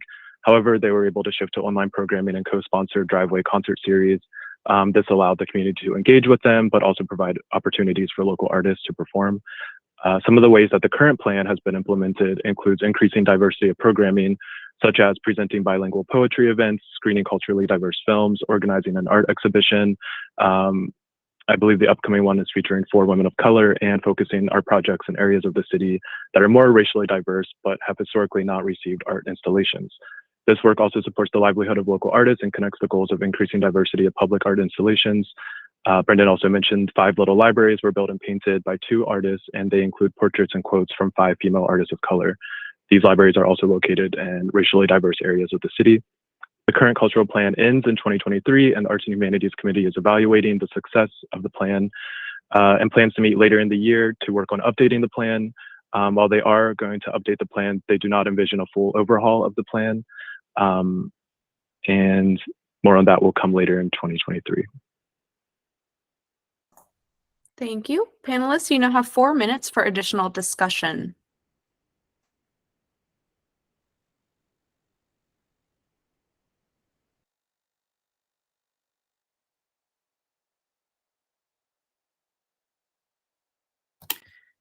One of the things that I appreciated about the gallery for Tacoma Park is that it's set up in a center that has multiple programs. So the gallery and the theater are there, but they also have the public come in for services. There's a police station that's there, and I believe it was a daycare center. So even though someone may not be coming to view the gallery, they get the advantage of coming for existing services and then being able to see the art, and it brings in new customers, new appreciation. And Brendan talked about how they try to engage with the community, even though they may be coming for different services. In one of the locations where I think they were paying bills, there is a promo for new art that's coming in for their next exhibition. So.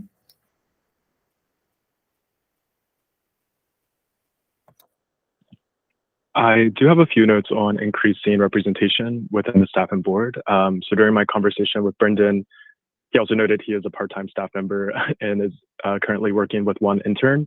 and that he also works in collaboration with the Arts and Humanities Committee. But really, the oversight of the committee is led by the city council, so he doesn't have direct say in who joins the committee. However, I believe in the past year, the city council did a full review of that Arts and Humanities Committee to address representation. And one thing that Brendan is supporting, and I believe has instituted, is paying people to join this committee, knowing that this is taking time and energy from people's lives. And so he wants to make it a more equitable experience. And he also noted that at the bottom of the cultural plan includes the stakeholder list, which would directly reflect that Arts and Humanities Committee and the people that he works with more directly.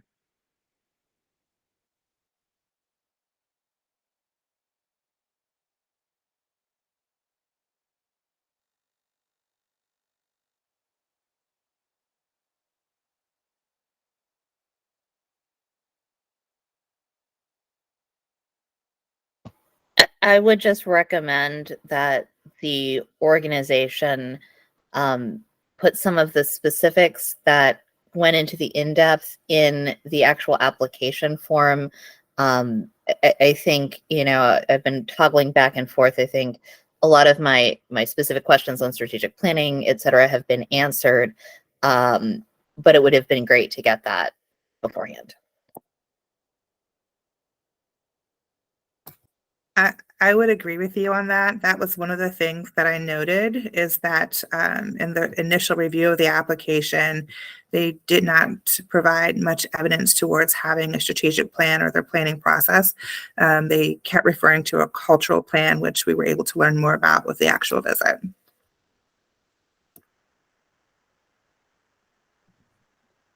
Were you able to get more information on the staffing structure? Because theirs was just a list and it says from top to bottom of structure, which I found a bit odd, that it was just a straight ladder. Yeah, so Brendan notes that he is the only, I guess, formal staff member, and he works 20 hours a week, and he also works in collaboration with one intern. But then the Arts and Humanities Committee, which informs a lot of the work and also approves things like the cultural plan, that is composed of local residents appointed by the city council. Okay. Thank you, panelists. That's 4 minutes.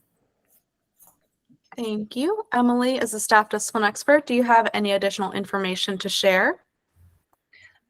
Not much, just want to agree with the panelists. I got most of my answers based on this discussion, and to encourage you all to think about that as well as part of this process. And I would encourage the city of Tacoma Park to also, just clarify their answers within the written application and to dig into these questions a little bit more. I also wanted to recommend that they consider their funding and financial procedure a little bit more, and how they can clarify the day-to-day expenses and how those are monitored, especially since there is just the one one part-time employee. So just keeping that in mind. And I also wanted to note that in Section D, thinking about the intention of programs, in particular, the sensory and emotional impact and that intention behind programming, along with the non-dominant norms, the values and goals, thinking about those and using examples to uplift the work that's being done there, and just thinking about intention of programs. That's it. Thanks. Thank you. Based on the information gathered from the discussion, please take time now to adjust any of your scores and comments in Smart Simple in alignment with the rubric. When finished, click Complete. We'll take 3 minutes to do so now.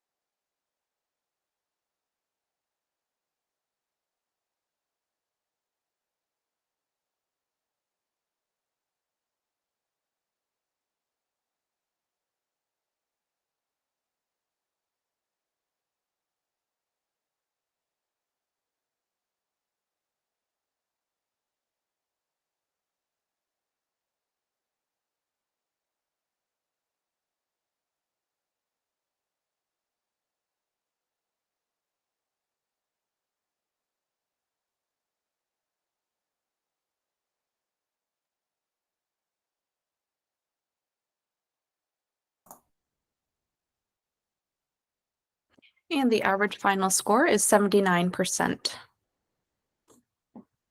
Next, please open application from the Columbia Festival, application ID 2024-18283. The average initial score is 96%. The panelists that conducted the artistic activity visit, Lori, will now have 2 minutes to share any information gathered. I reviewed the grant application and conducted an artistic visit for the Columbia Festival of the Arts. During my artistic visit to the Columbia Arts Center, I primarily focused on the musical performance of Buffalo Nichols. Nichols is a guitarist, songwriter, and vocalist who weaves Black stories into the genres of folk and blues. The performance is in a small setting with a sold-out and diverse audience. I also had a conversation with Dave Simmons, the director of programming at the Columbia Festival of the Arts, and his staff before the start of the performance. The staff spoke at length about their approach to selecting artists that are representative of multiple cultures. The organization utilizes the gallery space to promote the visual and performing arts in Columbia and to attract a wide audience from the surrounding community. I was able to view 2 additional exhibits that echoed their commitment to diversity and inclusive arts in the community. Beyond the Blues, was a visual arts exhibit celebrating African American music, dance, and culture through the lens of 17 local visual artists.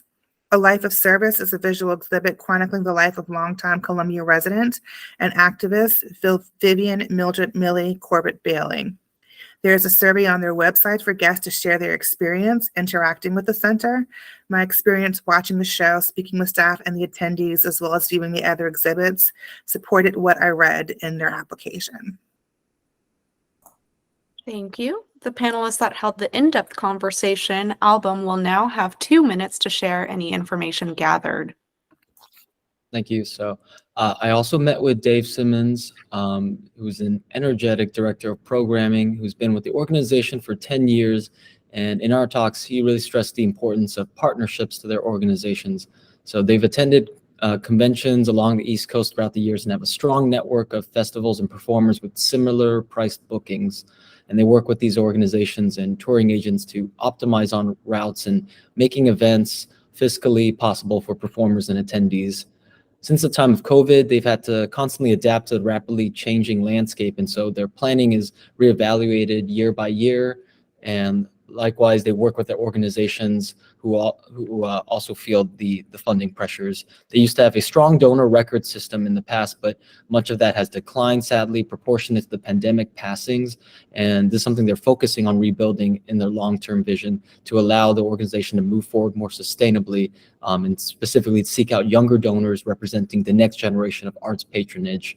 And much of the funding will go towards redevelopment of their stages, lakefront scenery, and the Meriwether Post Pavilion. So they're in line with their primary goals of presenting festivals that reflect a diverse community, deepening audience engagement through programming, expanding partnerships, engaging downtown Columbia redevelopment, better engaging Columbia and Howard County residents, and advance fundraising practices to build a more financially stable organization and captivate more of the emerging audiences. Thank you. Panelists, you now have 4 minutes for additional discussion. I would also add just about the venue itself is that it was in a very appealing area, which I was quite familiar with, because it is in like a shopping center. And so it allows people to kind of come in. There's glass windows that invite you to come in and view the art. And although it was a ticketed event, it was sold out, there were people who wanted to kind of come by and listen, but they had the doors open. Thankfully, it was a beautiful night. And so the community was still able to hear the performance. And it was not a performer that I was familiar with, but the way he wove stories he was able to weave the stories into his music, the crowd was so engaged and really appreciated it. So. And he did teach me about optimizing on the touring schedules as well, which I thought was great, and use that strategy for one of our events.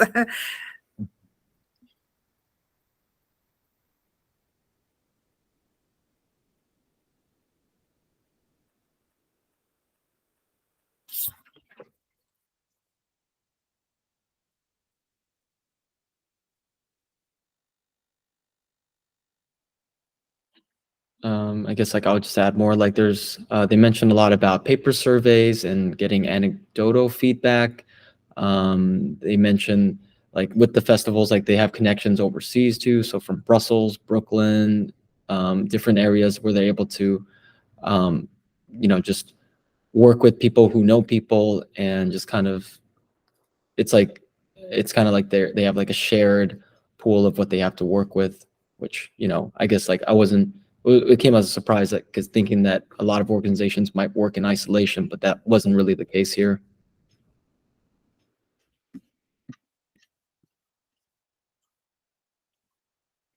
And also they mentioned something about wanting to induct more of the migrant community and represent more of the Hispanic demographics moving forward. I think that's also helpful with the location of the facility in Long Reach too.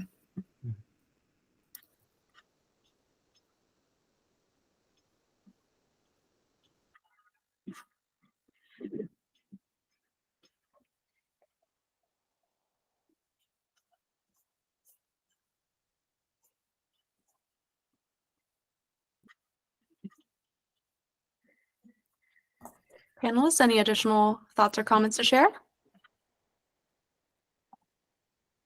If not, Emily, as a staff discipline expert, do you have any additional information to share?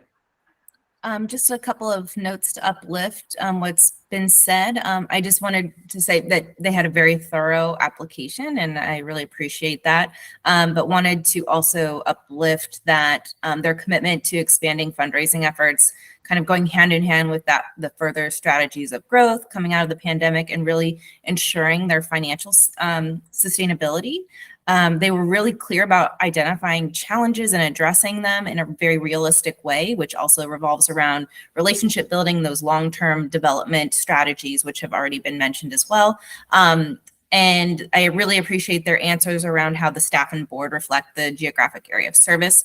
They have a commitment to diversity, equity, and inclusion, and the board is heavily involved in that leadership. And so I'm really glad to know there's procedures in place to continually evaluate recruitment practices, and they have a very good understanding of the community demographics that they serve. Thanks. Thank you. Based on the information gathered from the discussion, please take time now to adjust any of your scores and comments in Smart Simple in alignment with the rubric. When finished, click Complete. We'll take 3 minutes to do so now.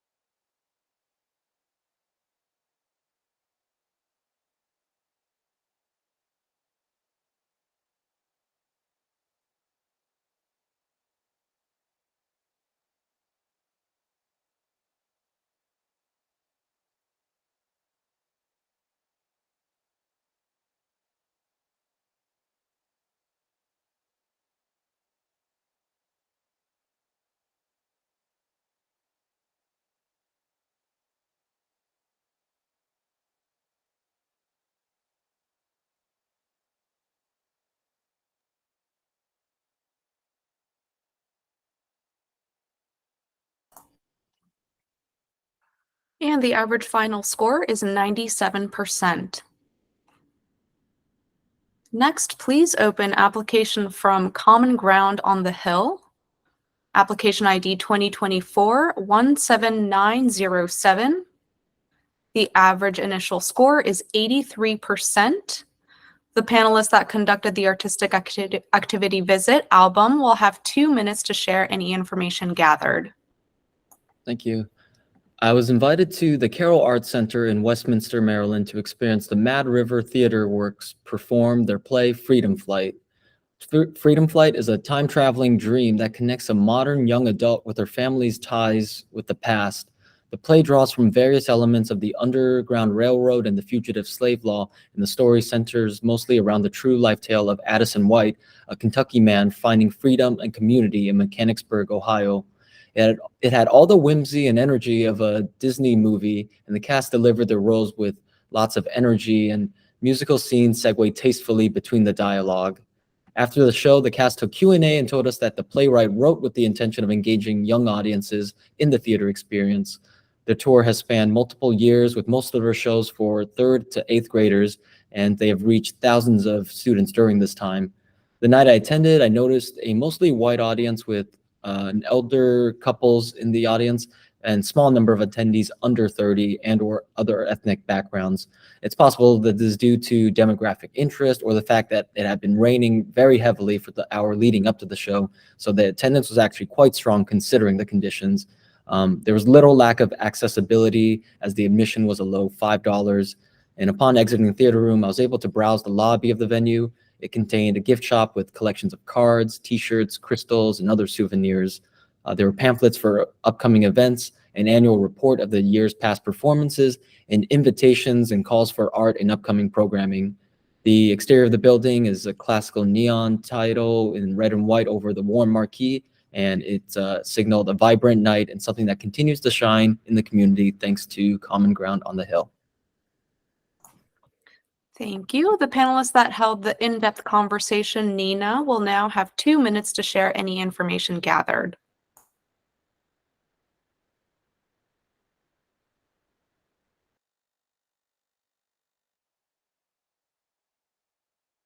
Nina, we're unable to hear you if you are speaking. Sorry, I forgot to mute. I conducted a Zoom interview with actually the entire staff. I want to say at the outset that after my in-depth conversation, I believe the organization's work, as well as the thoughtful and meaningful work it's doing, preserving and elevating cultural voices, is far superior to the application. I asked hard questions. There were hard questions provided to me by this committee, and we had a very thoughtful conversation. Common Ground on the Hill is an organization located on the campus of McDaniel College that is focused on providing numerous opportunities to engage meaningfully in traditional arts of the many diverse cultures. There are performances presented outside their main focus, which is Traditions Week, but Traditions Week specifically is a major focus of their programmatic vision and year. The initial focus of this event many years ago was to bring together heritage arts from Black and white culture. As time went on, this week developed to bring together traditional arts from many cultures that represent diverse cultural heritage. There's also a focus on preserving these traditional arts and folk arts for the future through a video library. DEI and particularly meaningful celebration of diverse culture and folk traditions is important to the organization. The organization is located in one of the less diverse parts of Maryland, and while we talked about at length about their strategy to engage in DEI, artists, audience, and staff exhibit more diversity on average than the immediate area, and there's a strong focus on increasing diversity in the board and similar, addressing direct questions from the group from a strategic planning perspective. They are working on a new strategic plan for 2024. There's a greater focus on collaboration going forward. There's a focus on authentic historical perspective, and to address certain concerns brought to by the committee. Some of the language used was based on referring back to, for example, slave narratives from a writer's project in the 1930s. We would probably use different language today. There's a strong willingness to engage in more celebratory aspects of culture, but they also did state that one of their focuses is to be artist-driven, and they are trying to elevate those voices of artists and those perspectives of artists as they program as well. So I do think that— That's 2 minutes. All right, that's it. Thank you. Thank you. Panelists, you now have 4 minutes for additional discussion. Nina, feel free to complete your thoughts if you'd like. Finish my sentence. I do think that from my in-depth conversation, my opinion of the organization and the work they've done has increased. I think they have some specific challenges as a small organization in the community that they're in, but they are taking incredibly, risky steps to try to move forward and to try to improve as an organization. And, we had a very good discussion of those issues. Can you provide some specifics to what some of those issues were? Sure. I think that the concern perhaps was a lack of diversity, and I think Album, you did notice that one of their non-traditions week programming wasn't very diverse. What they're trying to do is reach out in that collaborative and partnership way to find and elevate those voices. They've found more success perhaps doing it in Traditions Week when it is this larger festival and this larger investment of that cultural heritage than maybe in some of their standalone programs. While those are also important, and I do think they're trying to diversify them, those are more driven by what's in the local immediate community. Nina, I think you touched on this a lot, and I do agree that I believe the organization intends to promote marginalized cultures and inclusive programming. And you touched on this point as well. When speaking about African American history, the plight is often discussed more than achievements. And I was really interested in hearing how they're highlighting the achievements of African Americans beyond the civil rights movement. And also recommended replacing some of their language with the phrase like slave narratives with narratives of enslaved people. And I think you mentioned that as well. My other quick question was from the fiscal standpoint. Did they talk any more about that? Sure. So let me address those in order. I think this is also an issue of small staff. And just a reality that I think some of us also have in our professional lives. There's a willingness to learn, and there's some education that, could improve this application. What I do, we had we met for 2+ hours, I think. We had a really great conversation specifically about slave narratives versus enslaved people. And I think that was a comment that was well heard, particularly achievements versus plight. One of the pieces that they did discuss is trying to focus on sort of that historical perspective. And I would just, recommend to the organization that they think about, and we had this conversation, traditional arts in a more contemporary, forward-looking setting as well. In terms of the financials, some of, they've got their specific, income from the Traditions Week piece. Their annual budget is very much a prior year budget.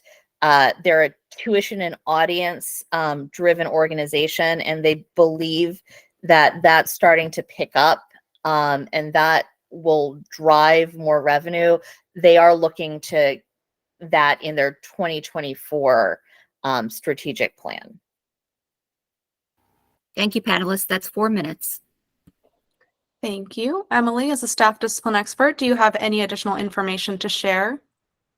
Just a couple of points here as well around the strategic plan. I also encourage them as they're continuing in the next phase to bring more clarity around the stakeholders and community members that are involved with the process itself. Who are they? Who, along with if they're planning to bring in a facilitator, and who might that person be, and really focus on those the mission, vision, goals, and values, and the future forward discussion that's been held here today. I also had some questions around the financials and how the annual budget is developed. So I would also encourage further clarity around the processes of how the budget is developed, along with that connection with the board. And I had some questions about their DEI strategies, and I think that's been discussed today. So thanks, panelists, for that. I also wanted to note there was a comment around the tuition-based programming. They indicated in their application 25 to 50%. However, since a majority of the programming is indeed open to the public, although there might be a fee, I would think that that percentage is probably higher, in case anybody was looking at that. That's it. Thank you. Based on the information gathered from the discussion, please take time now to adjust any of your scores and comments in Smart Simple in alignment with the rubric. When finished, click Complete. We'll take 3 minutes to do so now.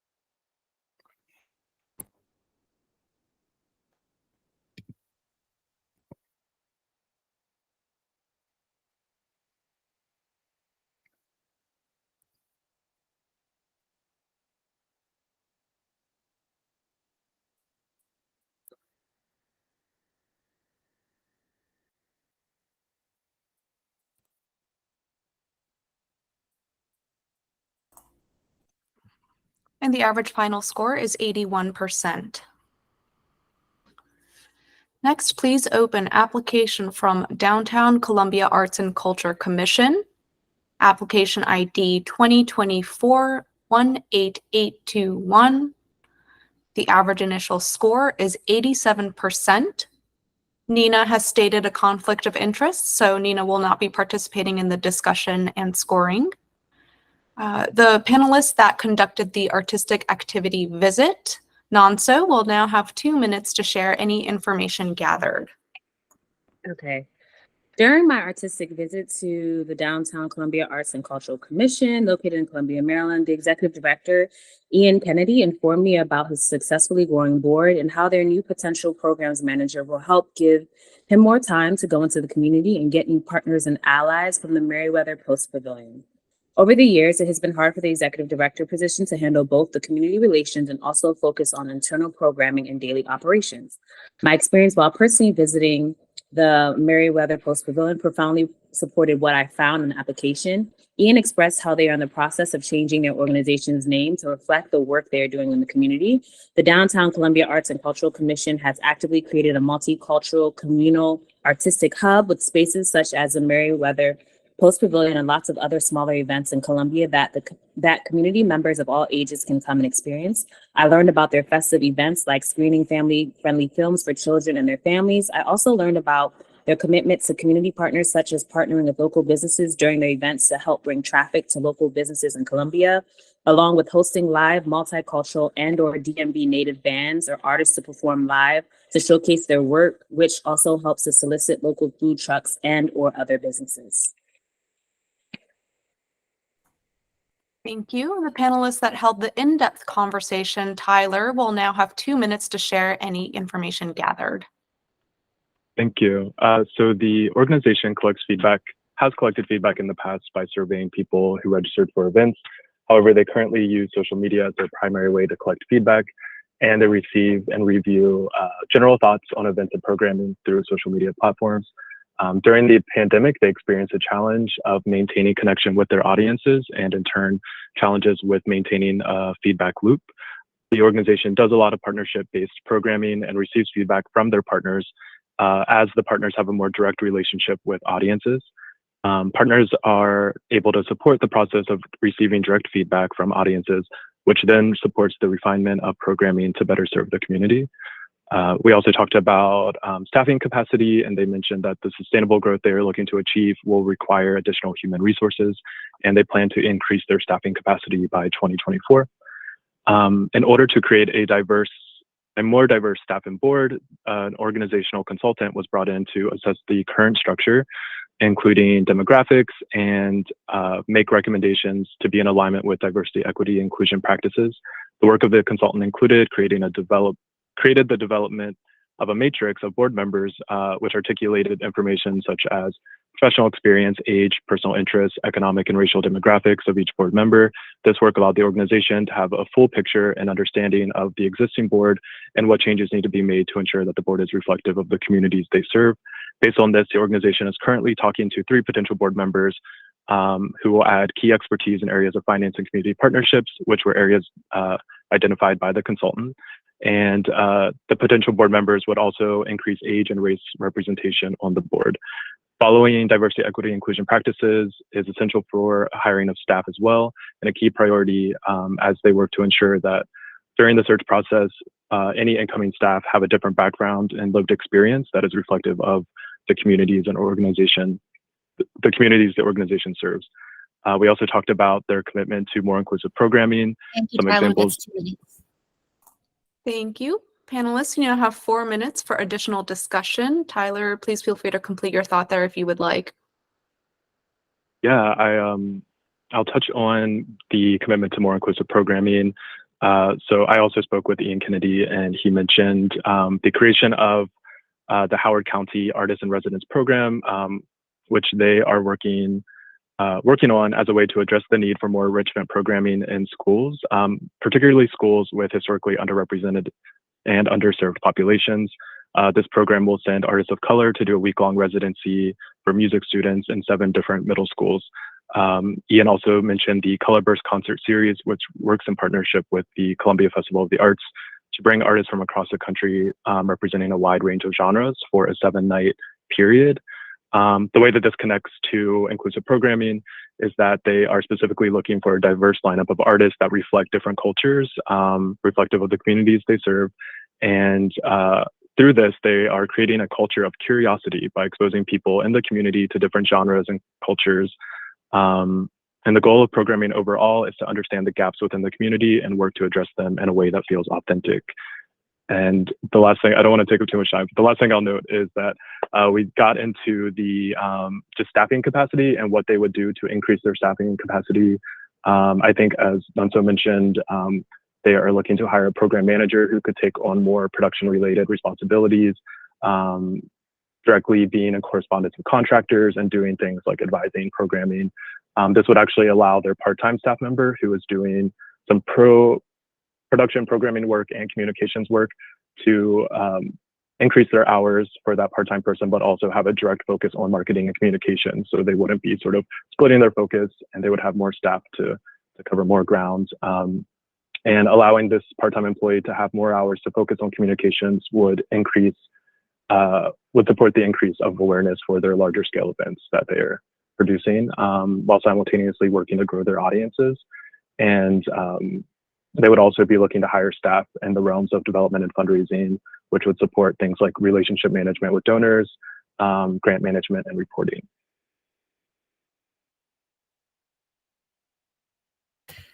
Just a question for clarity.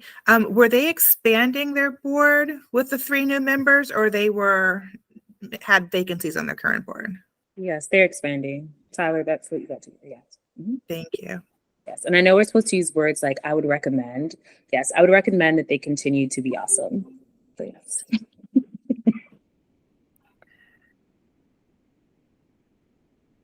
Yeah, on that note, I really appreciated the work they were doing with the consultant and the intentionality they had towards sort of courting board members that not only are increasing representation, but filling like skill needs, like understanding what they need, such as like more financial based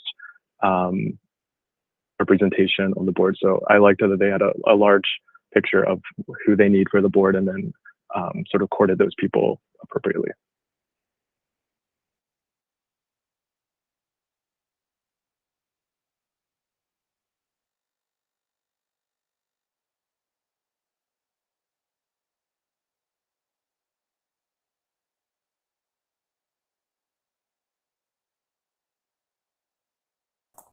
Panelists, any other thoughts or comments to share?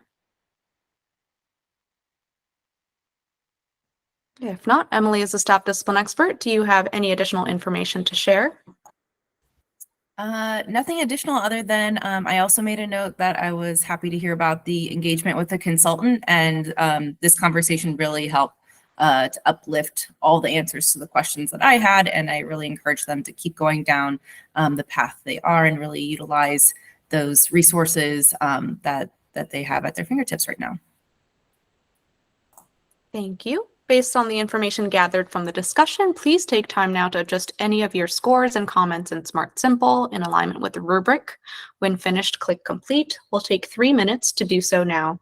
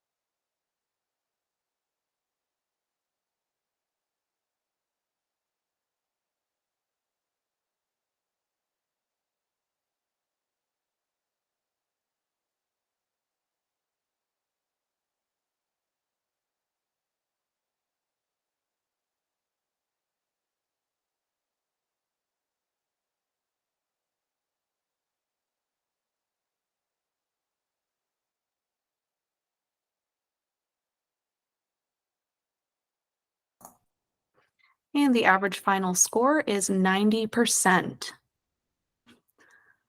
Okay, so panelists, we had actually initially scheduled a break here. However, we are ahead of schedule, which is not very common, but we are. And so we wanted to see if you would like to keep proceeding to the next application review and then taking a break, or going ahead and taking the break now. Could you let me know your preference? I'd prefer to continue. Me too. I agree. All right. Okay, then we will continue on to the next application and then take a break after that. So next up, please open application from Havre de Grace Arts Collective, application ID 2024-18410. The average initial score is 84%. The panelist that conducted the artistic activity visit, Tyler, will now have 2 minutes to share any information gathered. Thank you. So my artistic activity evaluation of Havre de Grace Arts Collective, which is an organization focused on building an arts ecosystem and creative opportunities within the region in Harford County, Maryland, included visiting the Arts by the Bay Gallery, which is located in the downtown historic area of the city. The Arts by the Bay Gallery was easily accessible, and I was able to locate the building by following helpful directional signs posted throughout the downtown area. I was welcomed by 2 wonderful artists who were actually managing the gallery at that time. The Arts by the Bay Gallery is part exhibition space and part shop, showcasing the work of local artists. During my visit and talking to the artists, I learned that this space is managed at large by an artist cooperative that works collectively to exhibit work and run the gallery, as well as associated gallery events. After making my way through the gallery, I was really pleased to see that the work of many local artists were being exhibited, as well as a wide range of artistic disciplines, including painting, printmaking, handmade jewelry, photography, ceramics, sculpture, and woodworking, but also like many more. It was amazing. And during a conversation with one of the artists in the gallery, I was directed to a space in the gallery specifically showcasing work by local high school students. And I just thought this was a wonderful opportunity to not only see the talent from local artists of diverse backgrounds and ages, but also see that sort of student artists were given an opportunity to showcase their work. I learned from the on-site artists that exhibitions are updated regularly and that a new collection of artwork is displayed around every 2 to 3 months. And the artists actually invited me back to their next collection opening, which will include an opening reception. So during my visit, I found that the organization's application submission, specifically surrounding mission values and creative process, were in alignment with my experience. Due to my schedule, I could only visit the Arts by the Bay Gallery.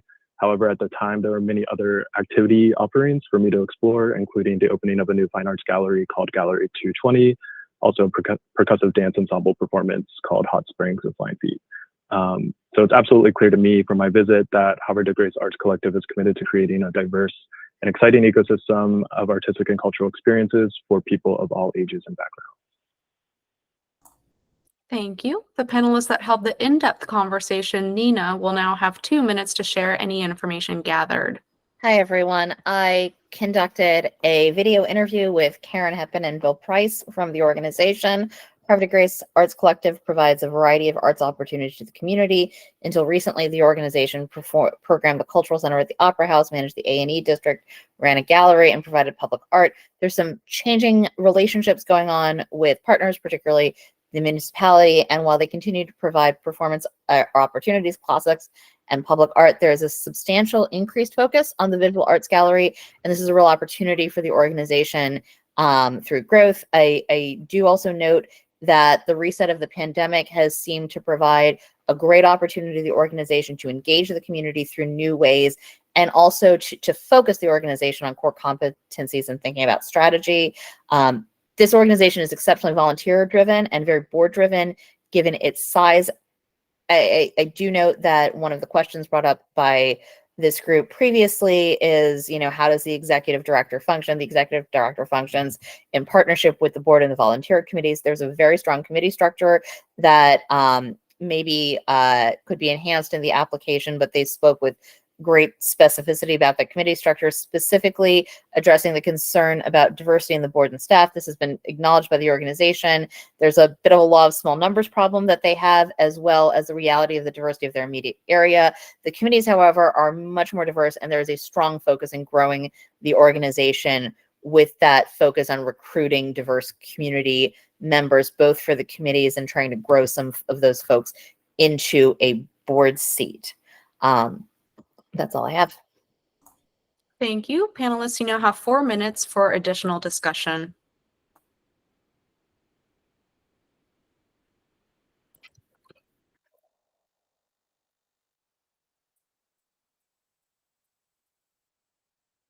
I think one of the questions that I scored more lowly on was how the staffing reflects the population of the geographic area of service. I don't know if that was mentioned at all as something that that they are addressing or have considered.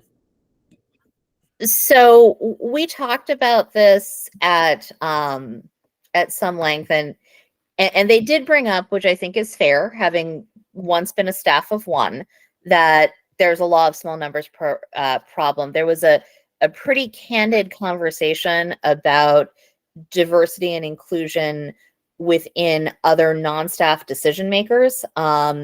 And they had a very candid conversation about the difficulty they have had in recruiting and maintaining individuals of color and through other diversity and difference on their board. They have found that that engagement with the committees where the ask is more specific and shorter term has been more successful. I think one of the recommendations I would have for the organization is to think about how to create those relationships and continue those relationships long term. And as they grow the organization, particularly, you know, with the gallery, et cetera, to think about a strategic perspective on how to obtain that level of diversity in those positions. Nina, just a quick response to something that you mentioned. I wonder if they do any kind of exit survey or follow-up with the persons of color who are not staying in their position, if there is a reason for that or things that they could address other than time commitment. So I do think that that is a very good question. I do want to make clear, because I don't want to make it sound like this is a continuing problem. They were having a long discussion about a particular, you know, they were very excited to get a person of color, a young person, a lawyer who just, you know, is a young lawyer with a family and, you know, didn't have time to continue. So it wasn't a negative piece. It does sound like the board is very engaged with each other. It's also a working board. And that's just and there's no negativity to that, but that is a different commitment and a different time commitment. So I do think that that is part of the issue, but you know, I think they're addressing that by engagement where they can have engagement in a reasonable time and a reasonable ask for those individuals to get that perspective. One other quick question. Did they provide any clarification on how they develop and monitor their budget? I remember they made a comment about keeping a close eye on it, and they created a cash reserve account, but I don't believe that they addressed a fundraising strategy. So we had some deep conversation about that. Karen is their treasurer, and I got a lot of very specific pieces on how that is the process on the budgeting process and sort of the nuts and bolts. From a strategic perspective, I think that's going to be covered in their strategic plan. The organization has also gone through this these changes in terms of its relationship with the Opera House. So I think that's going to drive what that strategic plan looks like, to be able to, you know, figure those pieces out. Thank you, panelists. That's 4 minutes. Thank you. Emily, as a staff discipline expert, do you have any additional information to share? Just a couple more points. Thanks, panelists. This was helpful to answer a few of my questions. Most of my recommendations are coming from a strategy perspective too. I did have some questions around the diversity and equity strategies for the board and the committee. So you did bring some answers there, but I would encourage the organization to continue down that road. Like Nina, you mentioned, my recommendation would also be focusing on the relationship building. What was the successful pieces in keeping folks involved with committees versus board, and really evaluating that and creating strategies to obtain folks and through hiring practices or volunteer practices. Also thinking around strategy with developing your activities and programming, how you're designing programming to reach those yet to be known constituents in your area. So what strategies can you take to reach those new folks? So again, consider the partnerships, marketing strategies as examples in those efforts. Additionally, I appreciate the use of the aesthetic perspectives within the strategic planning effort, along with really clear intent around sensory and emotional impact and commitment to non-dominant norms. Again, I think with further examples to help highlight the work being done there would help strengthen your application and those answers to what the organization is doing. The other thing I just wanted to note too, that there's a new executive director since the time of application. So I'm sure there's some transition there, and encourage that person to continue to be in touch with the Arts Council. Thanks. Thank you. Based on the information gathered from the discussion, please take time now to adjust any of your scores and comments in Smart Simple in alignment with the rubric. When finished, click Complete. We'll take 3 minutes to do so now.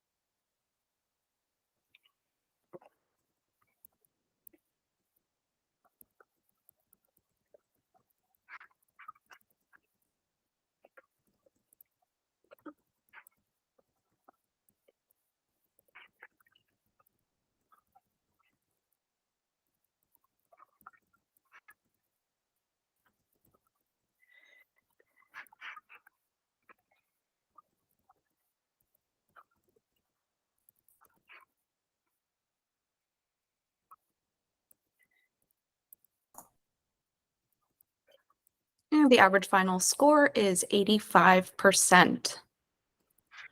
All right, panelists, we're going to take our break now, a 15-minute break. So we will see you back here at 12:07. 12:07. Thank you.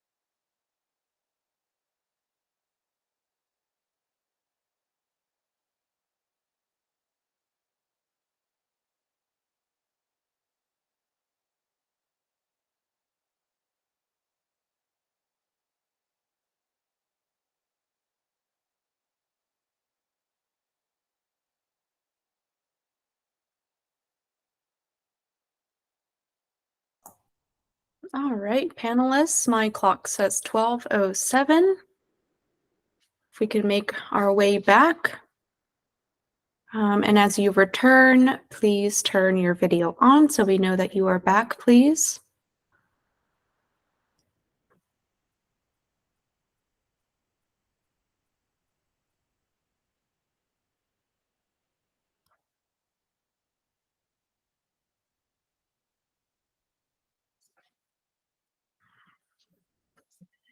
All right, looks like we are all back.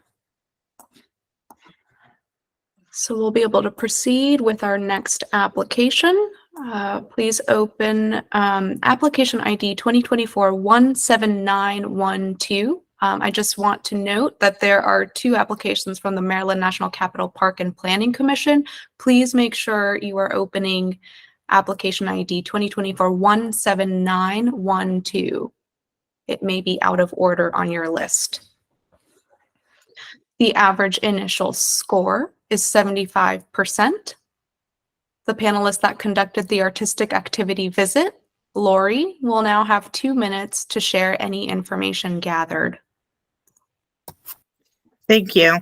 My artistic visit was to the Maryland National Capital Park and Planning Commission office in Prince George's County. I was able to meet with Anthony Nolan. They did not have a current activity going on, but I was able to view the Youth Art Corps artwork as well as their studio. The program is undergoing a transition because their current director, who ran the program for a number of years, will be retiring within the next month.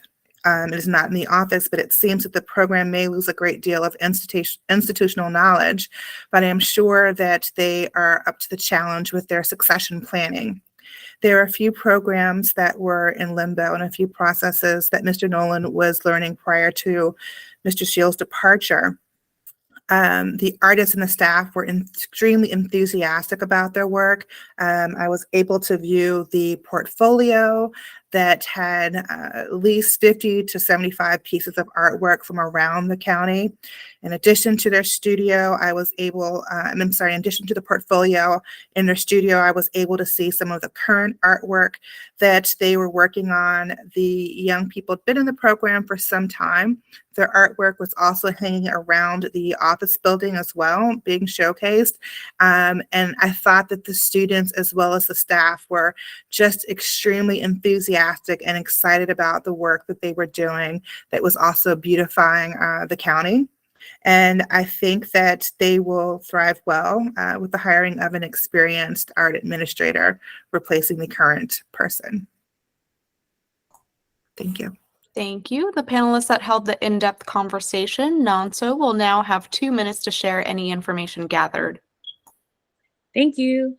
The Maryland National Capital Park and Planning Commission, located in Greenbelt, Maryland, provides educational and recreational programs, facilities, and services that reflect the ever-changing needs within Maryland communities. During my in-depth conversation, representatives expressed how they were able to spread their funding to be of impact and to be of more service to more constituents during the pandemic. However, now that communities have opened back up, they are facing financial challenges and are looking to gain more funding that will help them pay community contractors and participating artists competitively regarding industry rates. The pandemic has since forced them to expand their services to continue both in-person and virtual offerings, especially for seniors who have been slow to in-person programs. Collectively, the Maryland National Capital Park and Planning Commission provides several traditional and non-traditional educational opportunities in various subject matters in the arts. And constituents from all walks of life have been and are able to come together and supervise environments that are safe for the community. Thank you. Thank you. Panelists, you now have 4 minutes for additional discussion. One of the things that I will add from my visit is it was great to be able to see the youth in the studio. I don't think that that's an opportunity that many of the artists have, but to see a large studio that they were able to use to develop and curate their artwork was great. Not only were they just learning from the creative side, but they were also learning from the business side with being able to present their portfolio, how they engaged with with the centers in developing what type of artwork they wanted to see, as well as their approach to creating work.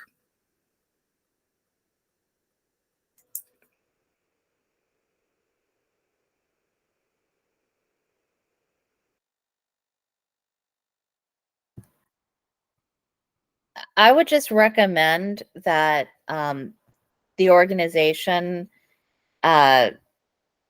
maybe focus a little bit on the question being asked. I found this to be a little bit of a challenging application to read. And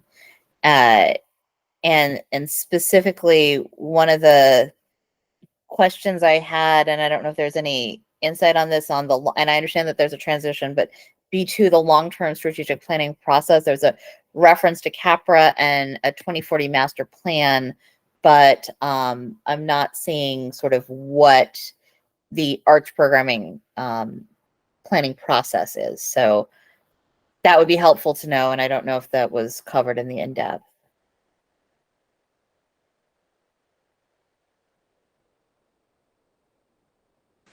That actually was not covered in the in-depth.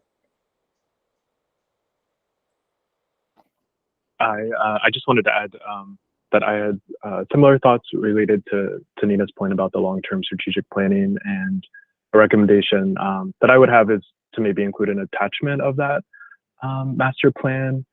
Just additional documentation would have been helpful for me.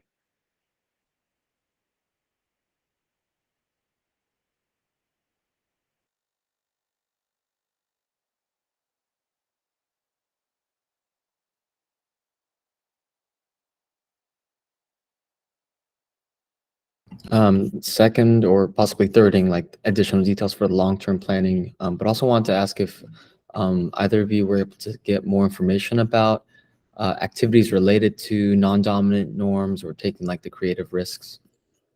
I think that was also, yeah.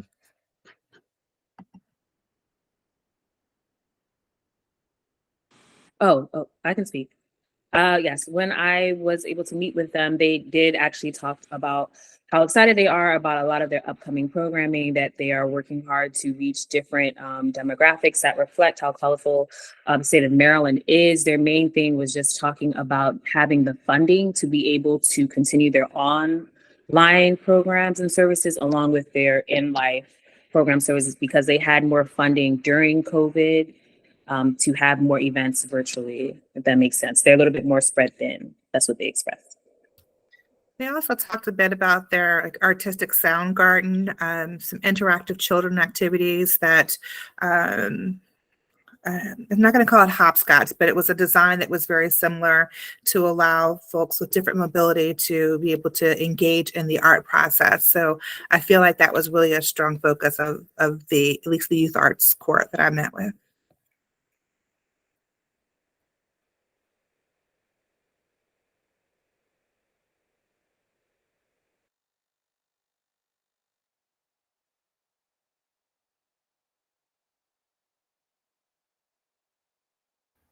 Thank you, panelists. That's 4 minutes.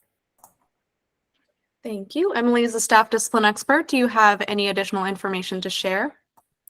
Just a couple of points that I also challenge the organization to think about the intent of the programming and who they're designed for, and to just clarify that within the application moving forward. So how you're reaching those yet to be known constituents across the geographic area that they're serving, across the county and over county lines.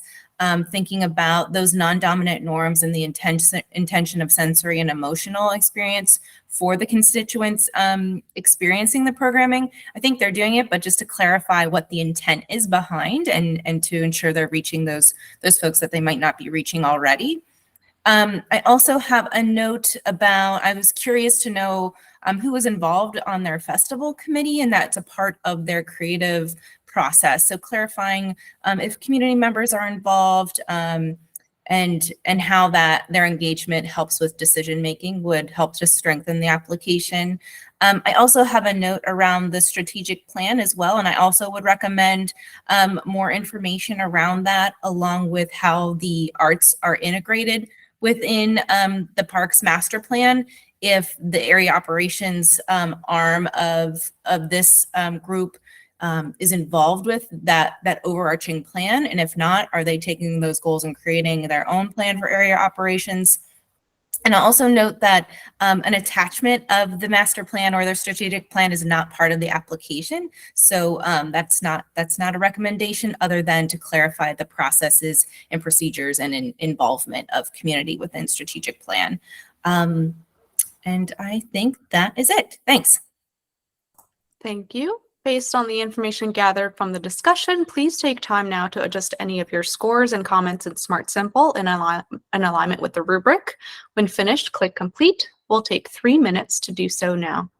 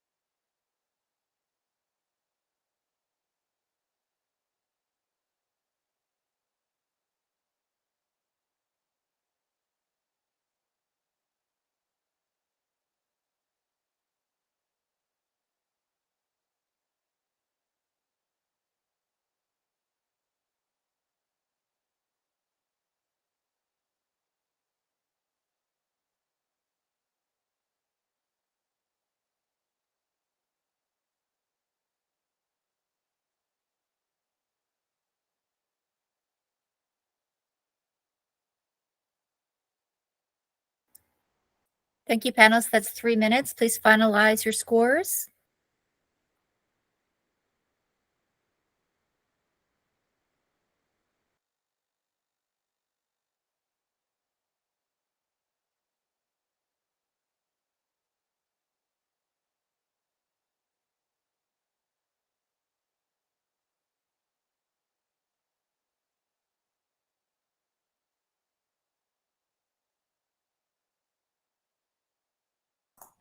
We're actually just waiting for, looks like a score from Nanso. I submitted my score. Okay, let's see. Could you make sure you were in the right application?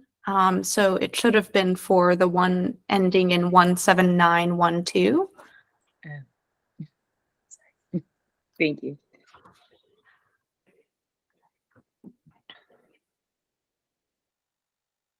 All right, so we'll give you a minute to do that. I'll go ahead and for the other application, just put it back to draft, so you'll be able to access that.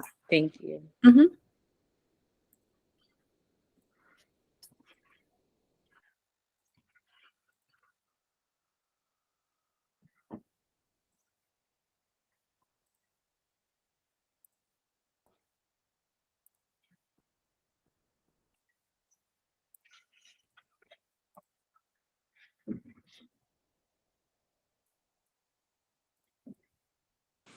Okay, I submitted it. Thank you. Thank you.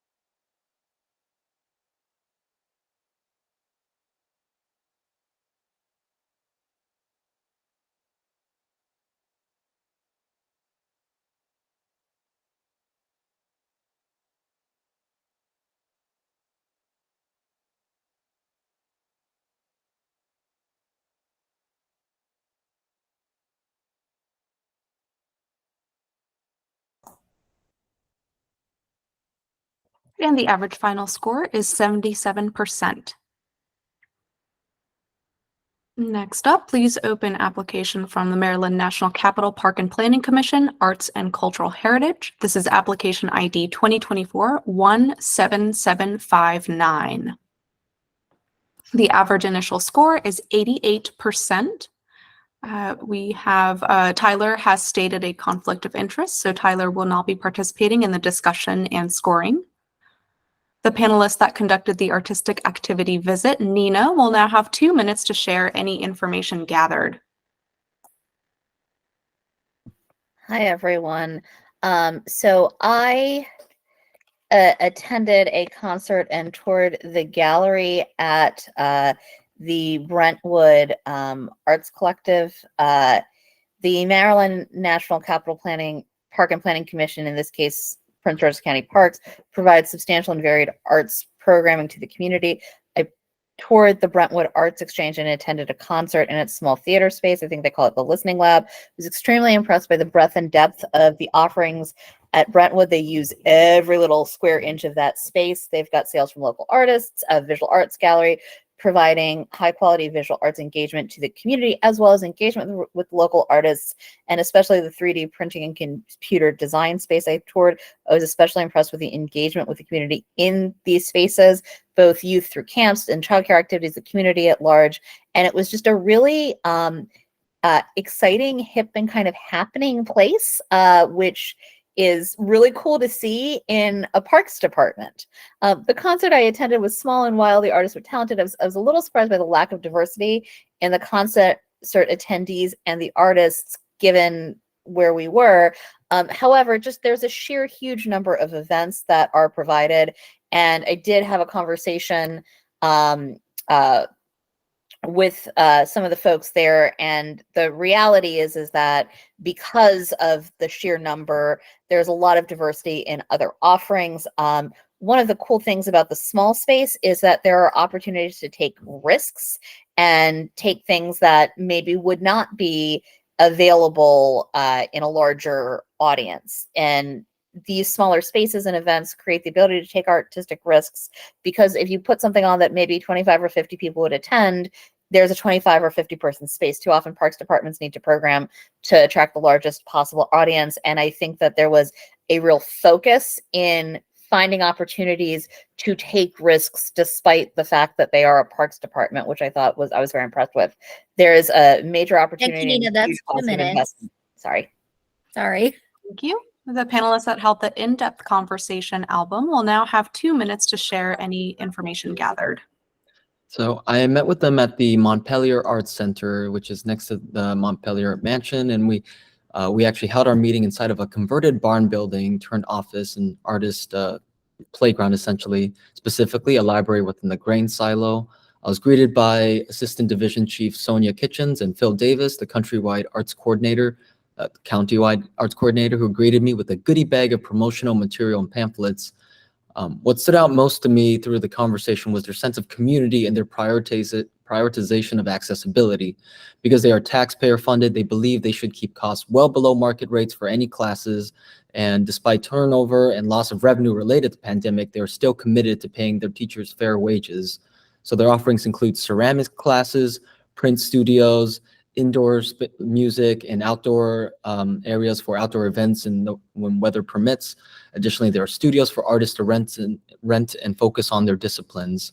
Beyond their major art centers, they help other organizations in the area offer classes and bring performing arts to teens through schools and other foundations, directly integrating with the STEAM experiences for students. Education is a driving force, and much of their mission is intended to help kids stay off the streets and provide art as a supplementary activity to extracurriculars they are already interested in. The organization strives to be diverse and inclusive with programs throughout the 900,000 people population with over 80 sites in the county. They're tasked with serving literally everybody, so they offer fee assistance as well as disability assistance, for including ASL and language translators. And their partnerships with a number of organizations, Pyramid Atlantic, Braille Media, Just Rock, Nepal American Film Festivals, and these help to bolster the presence of other venues. And so in many ways, the MNC, PPC, ANC Heritage Department are working holistically to curate an experience throughout the whole county, really being true to their mission and area of service. Thank you. Panelists, you now have 4 minutes for additional discussion. So if I could just finish my last thought, thank you for indulging me. I think my takeaway was that there is a tremendous amount of thought and strategy that is implemented in the space, much more akin to a portfolio of arts opportunities and not just, one specific program. I didn't want to take from my 2 minutes, but I did want to show they gave like a little goodie bag with all of these like promotional materials and a lot to like look through, as well as like these two big posters behind me. It looks like, I believe they were made by students. Not sure if it says, yeah, like under the age of like 17 throughout their workshop. So it was just really cool to see them, the evidence of like what they're doing, as well as like just getting like a huge sense of like the accessibility there. I think a lot of the classes tended to be about like $10 per class. So very much easier than a lot of other places that you can get access to.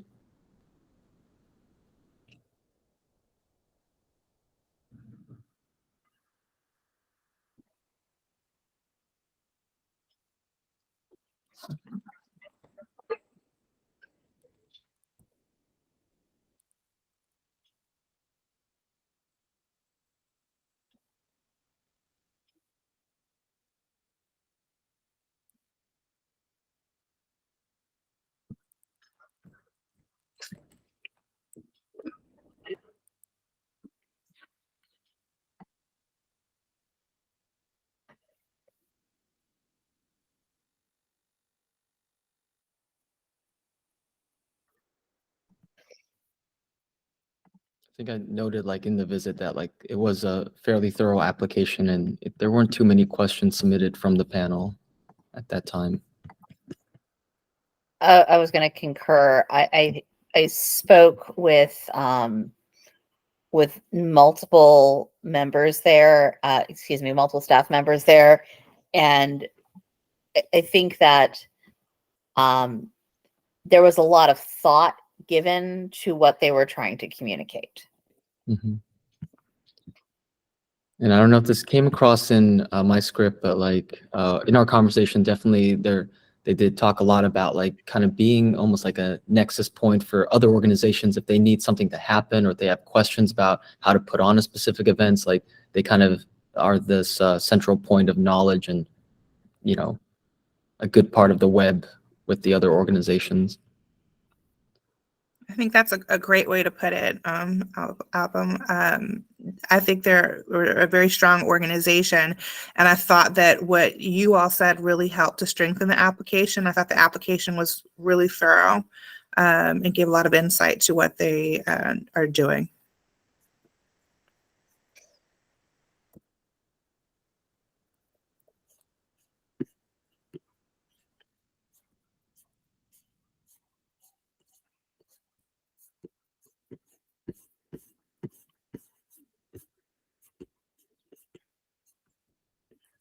All right, panelists, any additional comments or thoughts to share? If not, Emily, as the staff discipline expert, do you have any additional information to share? Just wanted to uplift a couple of points. I also agree with the panelists that this was a very clear and thorough application, and I didn't have too many questions myself. So great work for this organization. I just wanted to note that I really appreciate the commitment to the community evaluation, participation throughout their arts programming, and the list of partners in the area that they collaborate with throughout the year. I mean, it's really impressive. Also, the cultural arts study that they conducted with community members and stakeholders that were involved with that huge amount of data collection was also really great to know about. And I think that really helped to create the goals and strategies that they can use moving forward and really measure against the work that they're doing. I also noted the clear organizational chart that they attached. Considering such a large framework with the Parks Department, this was really clear to really get down to who's involved with this particular department. And although they can't really dig into the demographics, as a Parks Department, they did provide some pretty good indication of what the employee demographics are, and really appreciate the commitment to connect with the immigrant communities by increasing offerings and connect with specific cultures. In particular, they noted the Spanish-speaking programs and Asian Pacific Islander programs I wanted to uplift. That's it. Thank you. Based on the information gathered from the discussion, please take time now to adjust any of your scores and comments in Smart Simple in alignment with the rubric. When finished, click Complete. We'll take 3 minutes to do so now. Nonso, I just want to let you know that you should be able to adjust your scores there and hit Complete, but let me know if you have any difficulty there. No, thank you. Great, thanks.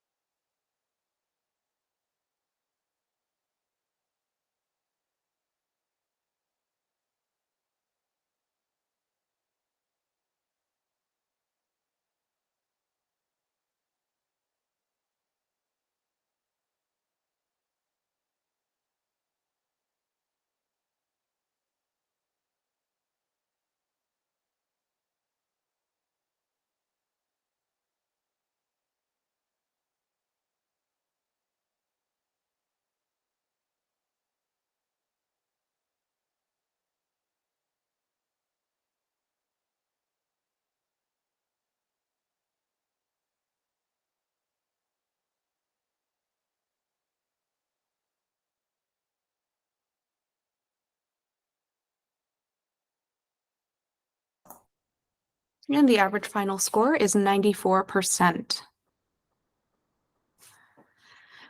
Next, please open application from the Mount Vernon Place Conservancy, application ID 2024-17838.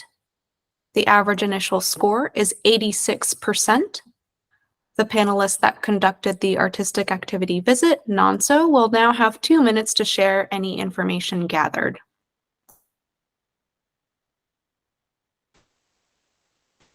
Thank you.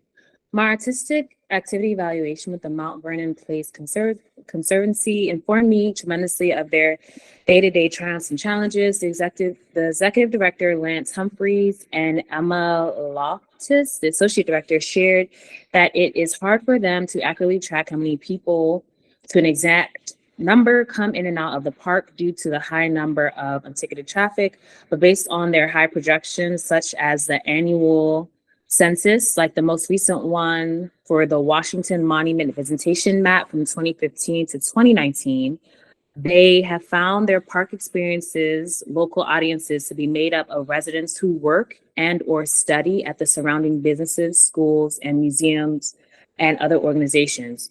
Visitors to the surrounding restaurant and cultural organizations benefit tremendously from the daily visitors, like places such as the Walter Arts Museum and Center Stage. While Mount Vernon was originally built by Baltimore's wealthy elites more than 100 years ago, their demographic has dramatically changed. So more of a middle-class, diverse atmosphere, which is now highly reflected in their programming decisions.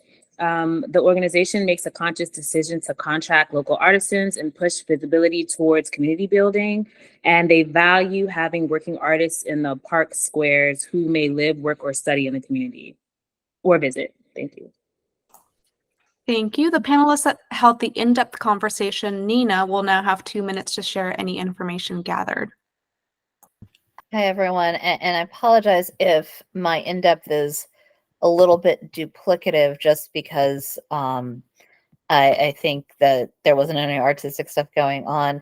Mount Vernon Place Conservancy is an organization with a dual mission to preserve and enhance Mount Vernon Place, including the monument, and to present arts programming, including festivals and Summer in the Square series.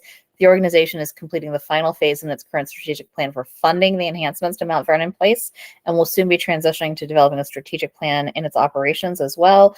The catchment area for Mount Vernon Place varies significantly depending on type of activity. The monument is nationally recognized, as Nunzo says, that they're trying to figure out kind of where they're getting folks from.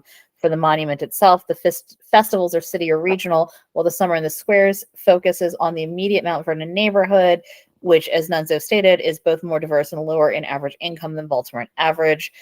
Notably, the organization has developed a strategy and focus on its programming vision and a focus on uplifting Baltimore while providing higher quality curation of events and things at those events. Mount Vernon Place Conservancy is now producing flower mart and the monument lighting. For flower mart in particular, Mount Vernon Conservancy is focused on curating higher quality local artisans and crafters and ensuring that there is an artistic focus on the event rather than just being a bazaar, while also celebrating Baltimore artists and programming and focusing on making sure that flower mart is inclusive and welcoming.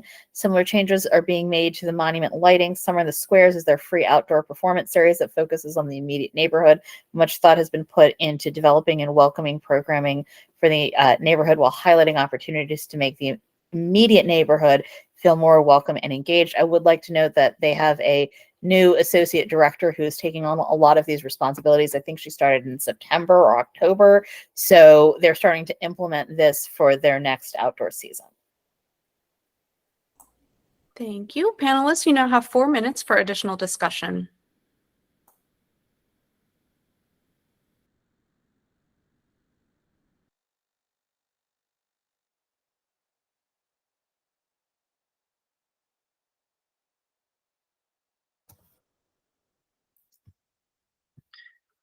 One of the things that I noted was recommending that the organization provide greater detail about how they authentically engage constituents more than their social media interactions and their collaboration with like-minded audiences.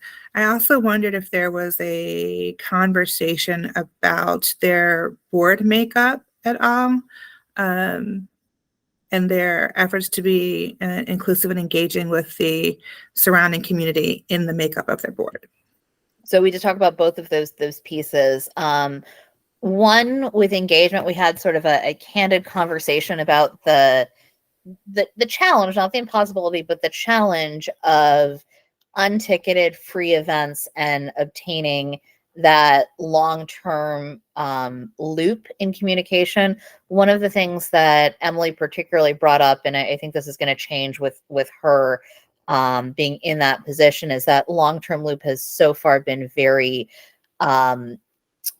very informal.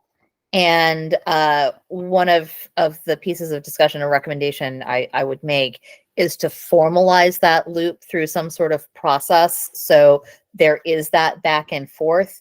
We did talk a little bit about the board makeup and the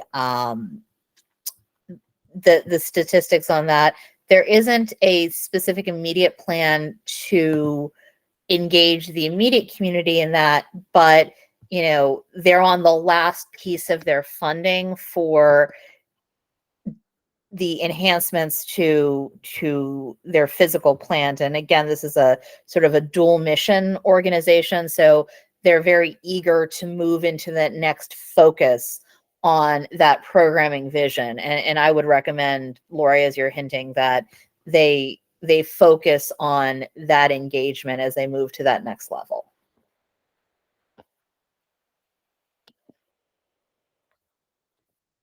Just as a brief follow-up, that would be one of my recommendations, is to be more focused on the diversity. I think that there were only 3 African Americans out of a board of 21 in Baltimore City. And they focus a lot on a solidly middle class group, but looking at pulling in people from diverse racial and economic backgrounds.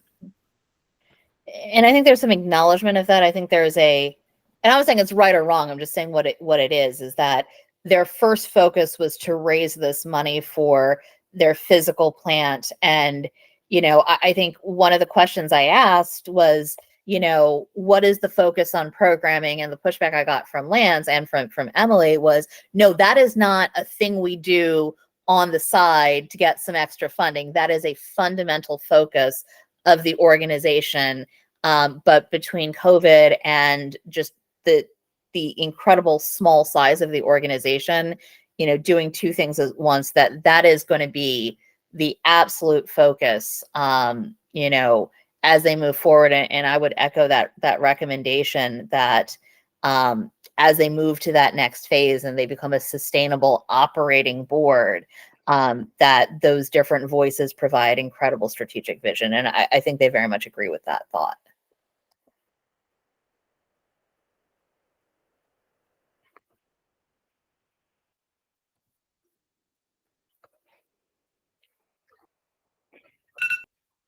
Thank you, panelists. That's 4 minutes. Thank you. Emily, as a staff discipline expert, do you have any additional information to share? A couple more points. Thanks, panelists. This is helpful. Just wanted to note that for this particular application, we are looking at just the arts-based programming here. And I'll note that in the application, they do mention the monument lighting and a plein air festival that's going to be coming under the organization's programming umbrella. It has the monument lighting in particular has been overseen by other organizations, so they are now taking it on in the upcoming year. I also had some recommendations that are in alignment with the panel regarding the diversity on the board and staff and strategies of what that looks like. In addition, I would also recommend thinking about the staff structure and indicators of success. That question wasn't really answered clearly. So with new staff members in place, considering how the board engages with the staff, how can you identify those successful indicators of how the structure is working? I also wanted to note I appreciate the commitment to focus on local talent and a variety of representation, but I would also recommend they consider how this aligns with creative risk for the organization. What does it actually mean to show the variety of artists that they represent? How do they represent non-dominant norms, values, goals, etc.? So consider some examples to help uplift those points as well. Thanks. Thank you. Based on the information gathered from the discussion, please take time now to adjust any of your scores and comments in Smart Simple in alignment with the rubric. When finished, click Complete. We'll take 3 minutes to do so now.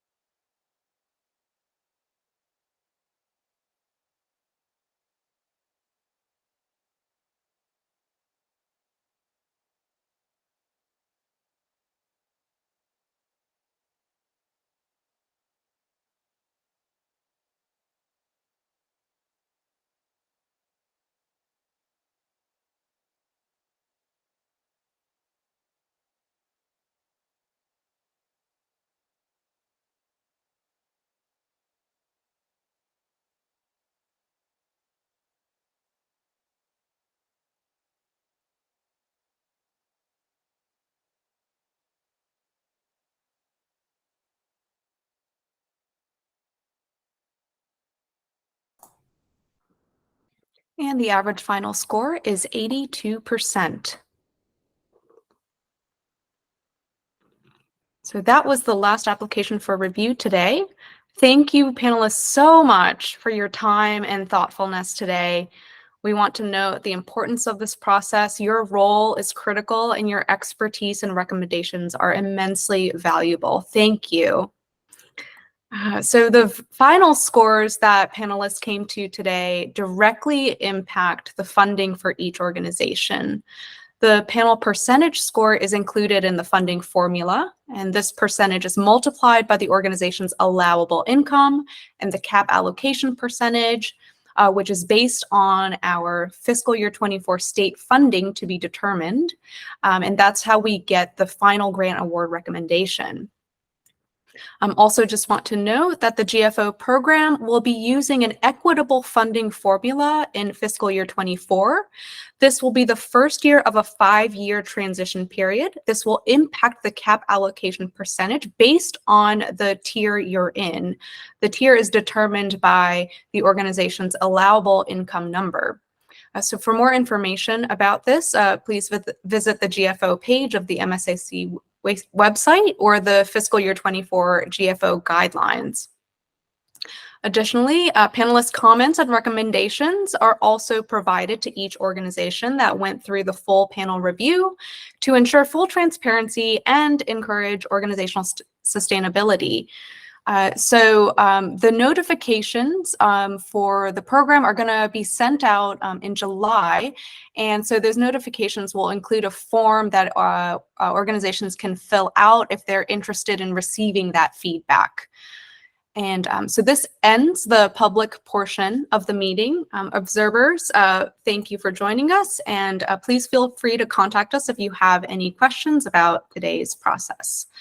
But this is the end of our public portion. Thank you, everyone. Bye. Panelists, if you could just hang on just for 1 second. We've got some next steps we just want to cover here with you. Emily and Laura, do you want to chime in on this? Sure, I can jump in. Panelists, congratulations. One, you did an amazing job today, and I really appreciate so much time and energy that goes into this process. I know everybody here is so busy doing your own amazing work throughout the community. So I just wanted to uplift all of that, the time that went into this, and how great all the comments and the feedbacks and recommendations were today. You really stuck to your scripts and to the guidance that we gave you through this process. So I really appreciate that.